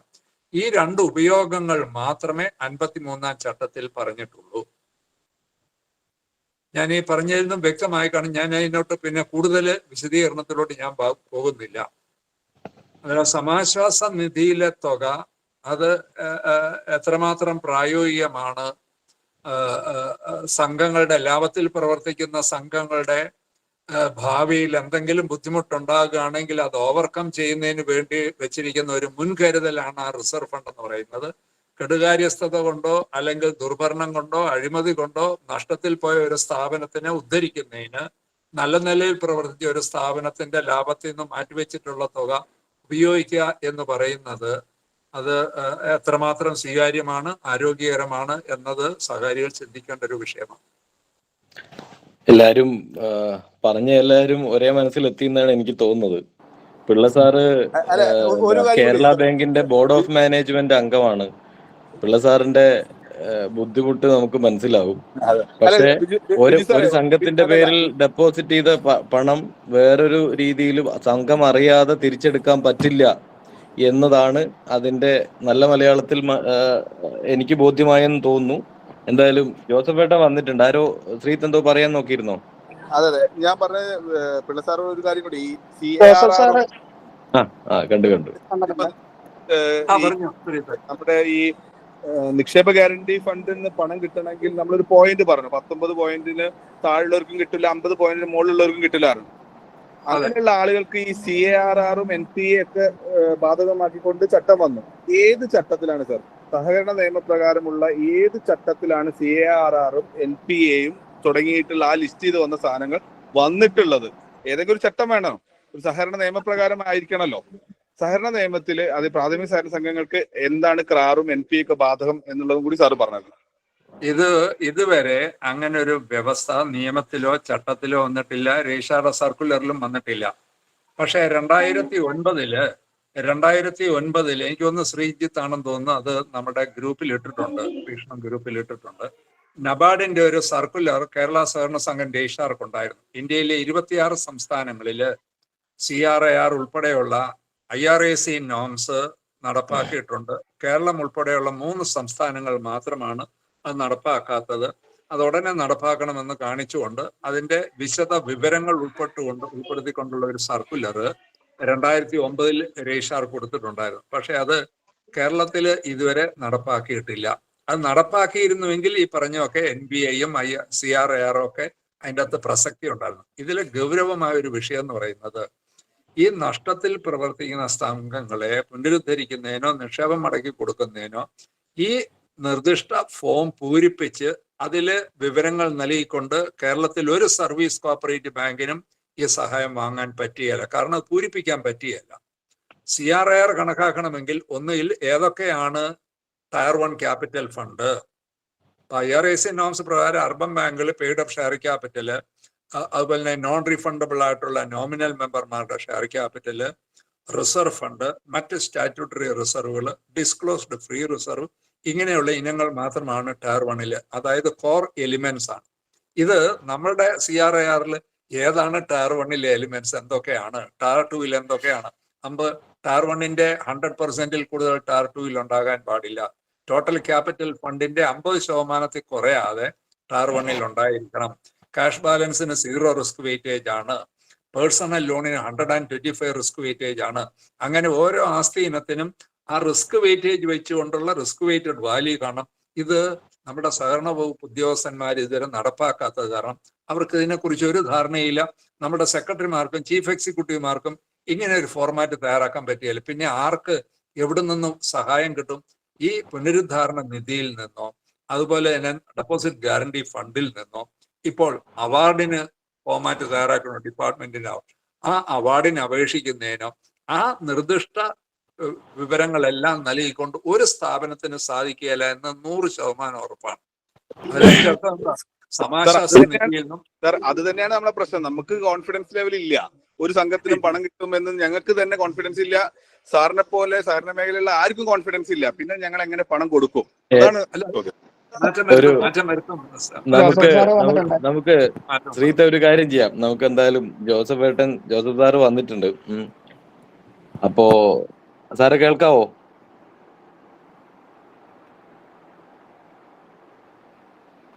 ഹലോ, ജോസഫ് സാറിന് കേൾക്കാവോ?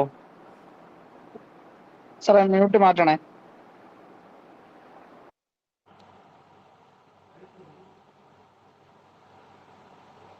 ഹലോ, സാറിന് കേൾക്കാവോ?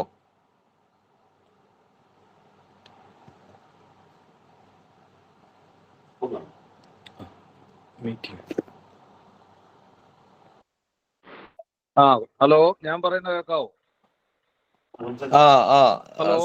സാറിന് കേൾക്കാലോ അല്ലേ? കേൾക്കാം. സാറ് ഞാനുള്ള സ്ഥലത്ത് അതിശക്തമായ മഴ ഇടിയൊക്കെ പെയ്തോണ്ടിരിക്കുക. നല്ലൊരു പ്രശ്നമാണ്. കോഴിക്കോട് ജില്ലയിലെ ചക്കിട്ടപ്പാറയിലാണ്. ചക്കിട്ടപ്പാറ അവിടെ അതിഭയങ്കരമായ മഴയും ഇടിയുമാണ്. ഞങ്ങളിവിടെ ഒരു പ്രോഗ്രാമിന് വന്നിട്ട് യാത്ര മുടങ്ങി, റോഡെല്ലാം ബ്ലോക്ക് ആയിട്ട് ഒരു സ്ഥലത്ത് നിൽക്കുക. ഓ, ശരി. സംസാരിക്കാൻ ബുദ്ധിമുട്ടുണ്ടോ സാറിന്? ഇപ്പം ഞങ്ങള് ബ്ലോക്ക് ആയിടത്ത് ഒരു വീട്ടിൽ കയറി ഇരുന്നിട്ട് സംസാരിക്കുന്നേ. ഒരുപാട് ആളൊക്കെ ഉണ്ട്, എന്നാലും ഞാൻ നോക്കാം. സാരമില്ല, കുഴപ്പമില്ല. ഞങ്ങള് പിള്ള സാറിനെ വെച്ച് അഡ്ജസ്റ്റ് ചെയ്തുകൊണ്ടിരിക്കുകയായിരുന്നു, സാറ് വരാത്തോണ്ട്. ഇവിടെ കുറെ പേര് സംസാരിച്ചു. വന്നിരിക്കുന്ന പ്രധാനപ്പെട്ട ഇഷ്യൂസുകൾ സാറിന് നേരത്തെ അങ്ങ് ചൂണ്ടിക്കാണിക്കാം. എന്നാ പിന്നെ അതിനനുസരിച്ച് സാറിന് സംസാരിക്കാമല്ലോ.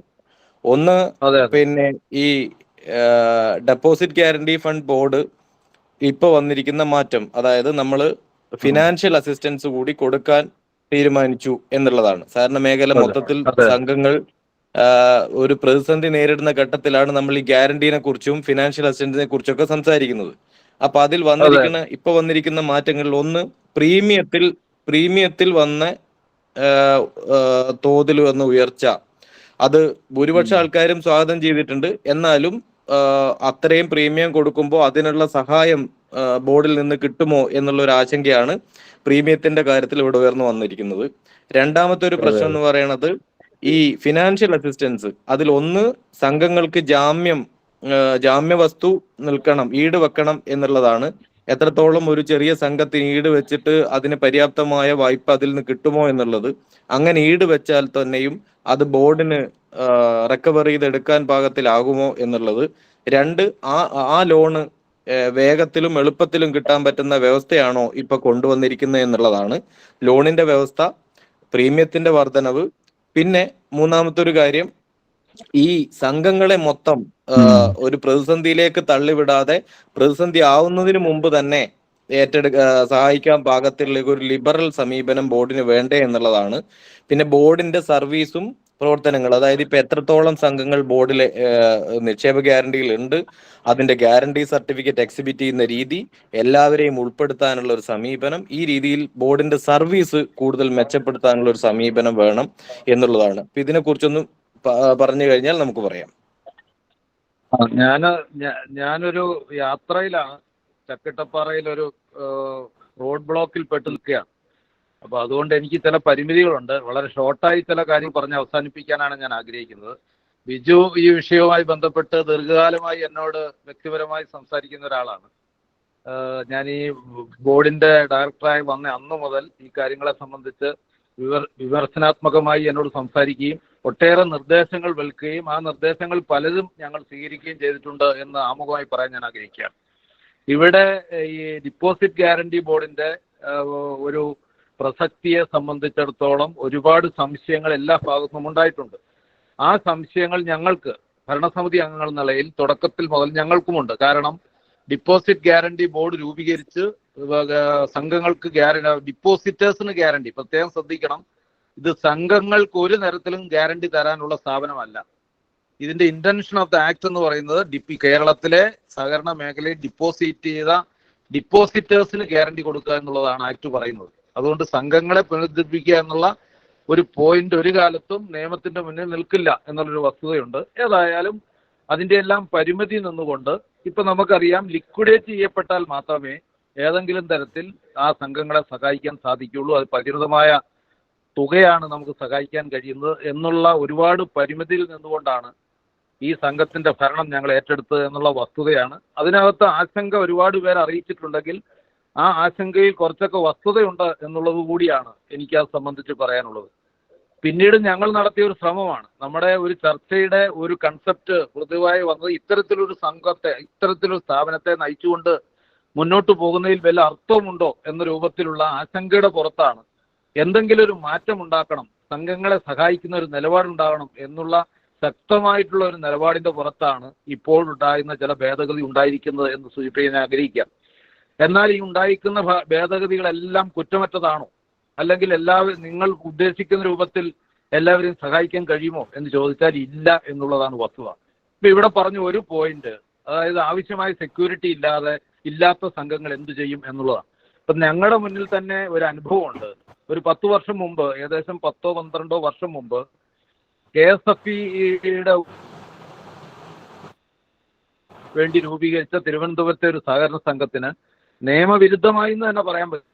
ആക്ട് പ്രകാരം അങ്ങനെ കൊടുക്കാൻ പാടില്ല. പക്ഷെ ഗവൺമെന്റ്, അന്നത്തെ ഗവൺമെന്റ് മന്ത്രിസഭാ തീരുമാനത്തിന്റെ ഫലമായി 7 കോടി രൂപ കൊടുത്തു.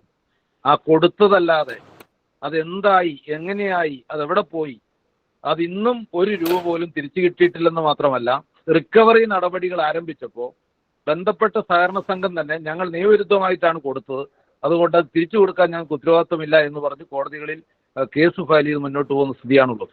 അപ്പൊ അതുകൊണ്ട് തിരിച്ചു കിട്ടാത്ത രൂപത്തിൽ ഈ സംഖ്യകൾ ഇങ്ങനെ കൊടുത്തുകൊണ്ടിരുന്നാൽ തീർച്ചയായും ഈ പ്രസ്ഥാനം തന്നെ തകർന്നു പോകും എന്നുള്ളൊരു നിലയുള്ളത് കൊണ്ടാണ് ഏതെങ്കിലും തരത്തിൽ തിരിച്ചു കിട്ടത്തക്ക രൂപത്തിലുള്ള ഒരു രൂപത്തിൽ ഈ ഫണ്ട് കൊടുക്കണം എന്ന് തീരുമാനിച്ചു. രണ്ടാമത്തെ കാര്യം, ഇത് ഇവിടെ ബിജു പറഞ്ഞൊരു പോയിന്റ് ഉണ്ട്, സംഘങ്ങൾ പൂർണ്ണമായും തകരുന്നതിന് മുമ്പ് സഹായിക്കണം.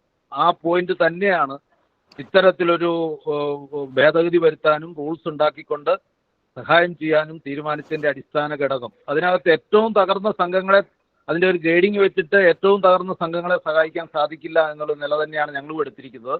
ഇതിന്റെ ഇടയിൽ നിൽക്കുന്ന ഒരു 5 കോടി രൂപ കൊടുത്താൽ ആ സംഘം രക്ഷപ്പെടും എന്ന് ഞങ്ങളല്ല, ബന്ധപ്പെട്ട വകുപ്പ് ഒരു സ്റ്റഡി നടത്തി പറയുകയാണെങ്കിൽ തീർച്ചയായും നമ്മൾ സഹായിക്കും എന്നുള്ളതാണ് ഈ പുതിയ തീരുമാനത്തിന്റെ കാര്യം. ഇവിടെ പുനരുദ്ധാരണം എന്നുള്ള ഒരു പോയിന്റ് ഞങ്ങൾ ആലോചിച്ചതാണ്. ആ രൂപത്തിലാണ് ആദ്യം ഭേദഗതി എല്ലാം കൊണ്ടുവന്നത്. പക്ഷെ വിദഗ്ധമായിട്ടുള്ള, ഇപ്പം ഞാൻ തന്നെ ഒരു അഭിഭാഷകനാണ്, എൻ്റെയും കൂടി അഭിപ്രായം, ഉദ്ധാരണ നിധി രൂപീകരിച്ചാൽ ഒരു കാലത്തും നിയമത്തിന്റെ മുന്നിൽ പിടിച്ചു നിൽക്കാൻ സാധിക്കില്ല. കാരണം ഈ ബോർഡ് രൂപീകരിച്ചിരിക്കുന്നത് കേരളത്തിലെ സഹകരണ മേഖലയിലെ ഡിപ്പോസിറ്റേഴ്സിന്റെ ഇൻട്രസ്റ്റിനെ പ്രൊട്ടക്ട് ചെയ്യാനാണ്.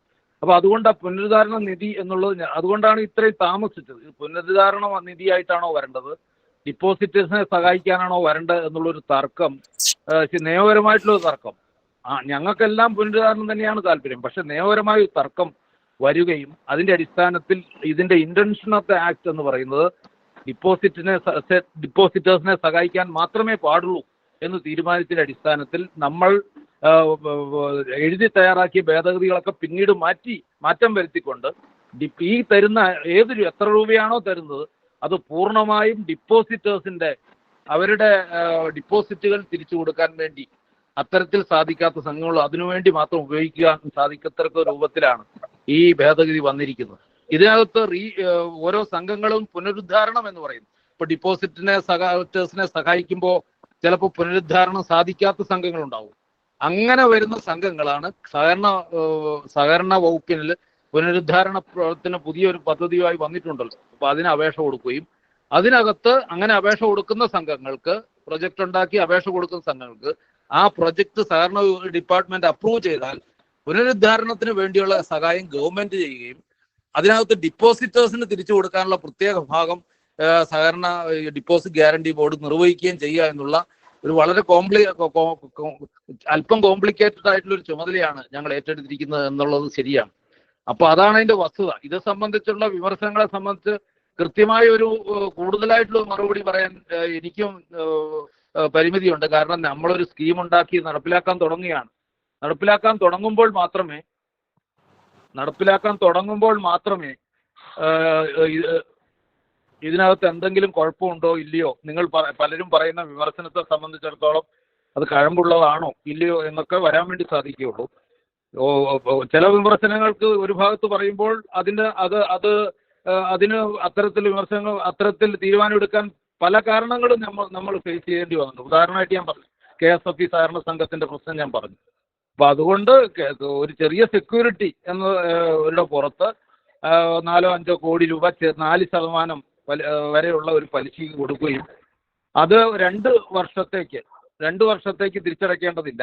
അപ്പൊ അതിനുശേഷം കുറേശ്ശെയായി തിരിച്ചടയ്ക്കുന്ന നിലപാട് ചെയ്യുക എന്നുള്ളത്. ഇതിനിടയ്ക്ക് സംഘം നന്നായാൽ ഒരുമിച്ച് അത് തിരിച്ചടച്ച് തീർക്കുന്നതിനും പ്രയാസമില്ലാത്ത രൂപത്തിലാണ് ഇപ്പോൾ പ്രാഥമികമായി നമ്മൾ റൂൾസ് തയ്യാറാക്കി വന്നിരിക്കുന്നത്. ഡിപ്പാർട്ട്മെന്റാണ് പൂർണ്ണമായും ഇത്തരത്തിലുള്ള പ്രപ്പോസൽസ് വരേണ്ടത്. ഈ പ്രപ്പോസലിന്റെ പുറത്ത് എത്രയും വേഗം അതിനൊരു ടൈം ലിമിറ്റ് തന്നെ വെച്ചിട്ടുണ്ട്. ഒരു അപേക്ഷ വന്നു കഴിഞ്ഞാൽ ഒരാഴ്ച അല്ലെങ്കിൽ മാക്സിമം 15 ദിവസത്തിനകം തീരുമാനമെടുത്ത് സംഘങ്ങളെ സഹായിക്കാൻ കഴിയണം എന്ന് കൃത്യം. കാരണം ഇതെല്ലാം ഗവൺമെന്റ് കാര്യങ്ങളെല്ലാം എന്നും ഡിലേ വരുന്നു എന്ന് നമ്മൾ മനസ്സിലാക്കിയിട്ടുണ്ട്.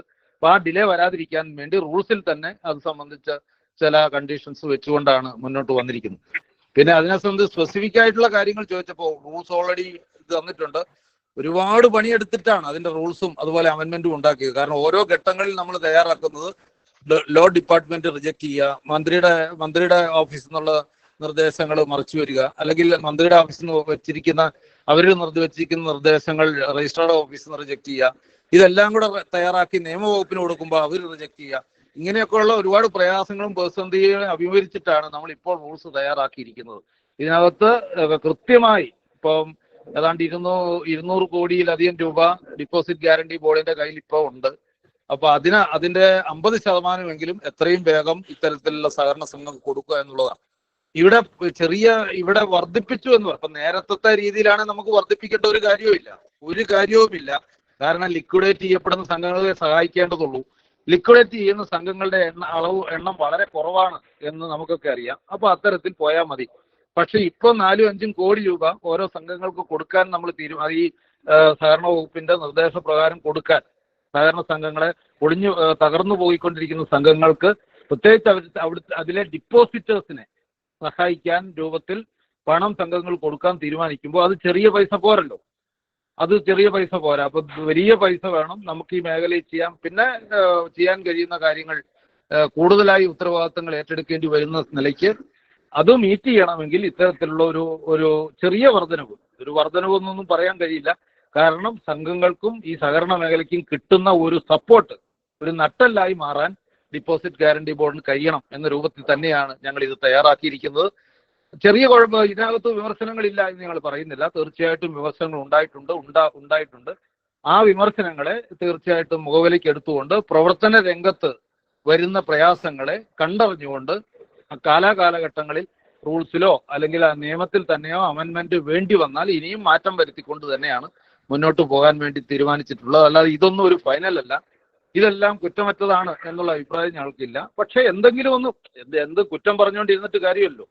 നമുക്ക് എന്തെങ്കിലും ഒന്ന് ഈ മേഖലയിൽ ചെയ്യാൻ കഴിയണം. ഒരുപാട് ഡിപ്പോസിറ്റേഴ്സിന് പണം നഷ്ടപ്പെടുന്ന സ്ഥിതി ഈ മേഖലയിലുണ്ട്. അത് വരാതിരിക്കാത്തക്ക രൂപത്തിൽ ഈ മേഖലയെ ഒന്ന് പൂർണ്ണമായിട്ടുമല്ല ഒരു പരിധിവരെ ഒരു ബാക്ക് ബോണായി നട്ടെല്ലായി മാറുക എന്നുള്ള സഹകരണ വകുപ്പിന്റെയും ഗവൺമെന്റിന്റെയും ഇച്ഛാശക്തിയുടെ പുറത്താണ് പുതിയ മാറ്റങ്ങൾ ഉണ്ടായിരിക്കുന്നത്. ഇത് പൂർണ്ണമായും കുറ്റമറ്റതാണ് എന്ന അഭിപ്രായം ഞങ്ങൾക്കില്ല. കാരണം വ്യത്യസ്തമായ ഒട്ടേറെ അഭിപ്രായങ്ങളുടെ പുറത്തുണ്ടായ സംയോജനം ഒരു കൂട്ടായ അഭിപ്രായത്തിന്റെ പുറത്താണ് ഇപ്പോൾ ഇതൊക്കെ രൂപീകരിച്ചിരിക്കുന്നത്. ഇനിയും ഇത് സംബന്ധിച്ച് വ്യത്യസ്തങ്ങളായ അഭിപ്രായങ്ങൾ കേൾക്കാനും എന്തെങ്കിലും തരത്തിൽ മാറ്റം വരുത്തണമെങ്കിൽ അത് മാറ്റം വരുത്താനും നമ്മൾ തയ്യാറാണ്. അത് ആ നിലയിൽ തന്നെയാണ്. അല്ലാതെ ഇതൊരു ഫൈനൽ എന്ന രൂപത്തിലല്ല. പക്ഷെ ഇന്നത്തെ രൂപത്തിൽ ലഭ്യമായിട്ടുള്ള നമ്മുടെ വിഭവങ്ങൾ വെച്ച് നമുക്ക് ശേഖരിക്കാൻ കഴിയുന്ന വിഭവങ്ങൾ വെച്ച് മാക്സിമം സംഘങ്ങൾക്ക് വളരെ ചെറിയ പൈസയിൽ ഒരു ലോൺ ആയിട്ട് സംഖ്യ കൊടുക്കുകയും ചെറിയ പലിശ മേടിച്ചുകൊണ്ട്, കാരണം നമുക്ക് ഈ പണമൊക്കെ ഞങ്ങൾ കേരള ബാങ്കിലാണ് സൂക്ഷിച്ചിരിക്കുന്നത്. നമുക്ക് 8%-ലധികം പലിശ വാർഷിക പലിശ ലഭിച്ചുകൊണ്ടിരിക്കുന്നു. ആ പൈസയാണ് നമ്മൾ 4% കൊടുക്കാൻ തീരുമാനിക്കുന്നു. അപ്പൊ 4% അതിൽ കുറഞ്ഞ തുകയ്ക്കോ കൊടുക്കാൻ വേണ്ടി തീരുമാനിച്ചു. അപ്പൊ അങ്ങനെ കൊടുക്കാൻ തീരുമാനിക്കുമ്പോൾ തീർച്ചയായും ഒരു നഷ്ടത്തിൽ തന്നെയാണ് നമ്മൾ ഈ പ്രവൃത്തി ചെയ്യുന്നത്. പക്ഷെ ലാഭമായാലും നഷ്ടമായാലും സംഘങ്ങളെ സഹായിക്കാൻ സാധിക്കുന്നില്ലെങ്കിൽ ഇത്തരത്തിലുള്ള ബോർഡിന് പ്രസക്തിയില്ല എന്നുള്ളതിന്റെ ഗൗരവം മനസ്സിലാക്കിക്കൊണ്ട് തന്നെയാണ് ഈ ഈ ഈ തീരുമാനം എടുത്ത് മുന്നോട്ട് പോകാൻ വേണ്ടി തീരുമാനിച്ചിട്ടുള്ളത്. ഇതിന്റെ ശ്രമം വളരെ നേരത്തെ നടന്നതാണ്. ഞാൻ നേരത്തെ പറഞ്ഞ സാങ്കേതിക പ്രശ്നങ്ങൾ, ഗവൺമെന്റ് കാര്യങ്ങളൊക്കെ മുറ പോലെ എന്നുള്ള ചില പ്രശ്നങ്ങളൊക്കെ വന്നിട്ട് ഇത് ഡിലേ ആയി വന്നതാണ്. ഏതായാലും നമ്മളിപ്പോൾ ഒരു ഘട്ടം കഴിഞ്ഞു, ഇതിന്റെ നോട്ടിഫിക്കേഷൻ ഇറങ്ങി. വളരെ അടുത്ത് തന്നെ ഇത് സംബന്ധിച്ച അപ്ലിക്കേഷൻ കേരളത്തിലെ സഹകരണ സംഘങ്ങളിൽ നിന്ന് മേടിക്കും. ആദ്യ ഘട്ടത്തിൽ ഒരു 100 കോടി രൂപ നമ്മൾ ഇതിനു വേണ്ടി മാറ്റിവെക്കുക എന്നുള്ളതാണ് തീരുമാനിച്ചിട്ടുള്ളത്. 100 കോടി രൂപ ഈ മേഖലയിൽ സംഘങ്ങളെ സഹായിക്കാൻ തീരുമാനിക്കുന്നത് ചെറിയ സംഖ്യയല്ല. ഒട്ടേറെ സംഘങ്ങൾക്ക് അത് ആ ഫണ്ട് ഉപയോഗിച്ചുകൊണ്ട് രക്ഷപ്പെടാൻ വേണ്ടി സാധിക്കുമെന്ന് ഉറച്ച വിശ്വാസം ഞങ്ങൾക്കുണ്ട്. തുടർന്ന് വരുന്ന ഇത്തരത്തിലുള്ള പരാതികളും പ്രശ്നങ്ങളും കൃത്യമായി ഓരോ ഘട്ടങ്ങളിൽ മനസ്സിലാക്കിക്കൊണ്ട് ആവശ്യമായിട്ടുള്ള ഭേദഗതി നടത്തിക്കൊണ്ട് മുന്നോട്ട് പോകാം എന്ന് മാത്രമാണ് ഇതിനകത്ത് പറഞ്ഞിരിക്കുന്നത്. ഇവിടെ വിമർശനങ്ങൾ ഉണ്ടായിട്ടുണ്ടാവാം. ഇതിന്റെ ഒരു പ്രായോഗികത സംബന്ധിച്ചൊക്കെ പലതരത്തിലുള്ള സംശയങ്ങളും ആളുകൾ ഉന്നയിച്ചിട്ടുണ്ടാവാം എന്ന് എനിക്കറിയാം. പക്ഷെ അതെല്ലാം പരിഹരിച്ചുകൊണ്ട് മുന്നോട്ട് പോകാൻ വേണ്ടി സാധിക്കും. ഒരു അഭ്യർത്ഥന ഞാൻ നടത്തുകയാണ്. ഞങ്ങളുടെ റോഡ് ബ്ലോക്ക് മാറി. അപ്പൊ എന്നോട് കാറിൽ കയറാൻ പറയുന്നുണ്ട്. അപ്പൊ അതുകൊണ്ട് ഞാൻ വാഹനത്തിൽ കയറുകയാണ്. അതുകൊണ്ട് ദയവ് ചെയ്ത് ഇനി കൂടുതലുള്ള കാര്യങ്ങൾ മറ്റൊരു മീറ്റിംഗിൽ വെച്ച് നമുക്ക് വിശദമായി സംസാരിക്കാം എന്ന് മാത്രം സൂചിപ്പിക്കും.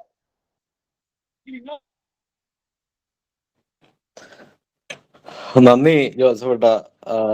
പിന്നെ എന്തായാലും കുറഞ്ഞ വാക്കിലാണെങ്കിലും വളരെ കൃത്യമായിട്ട് കുറെ കാര്യങ്ങൾ പറഞ്ഞു എന്ന് തന്നെയാണ് എനിക്ക് മനസ്സിലാകുന്നത്.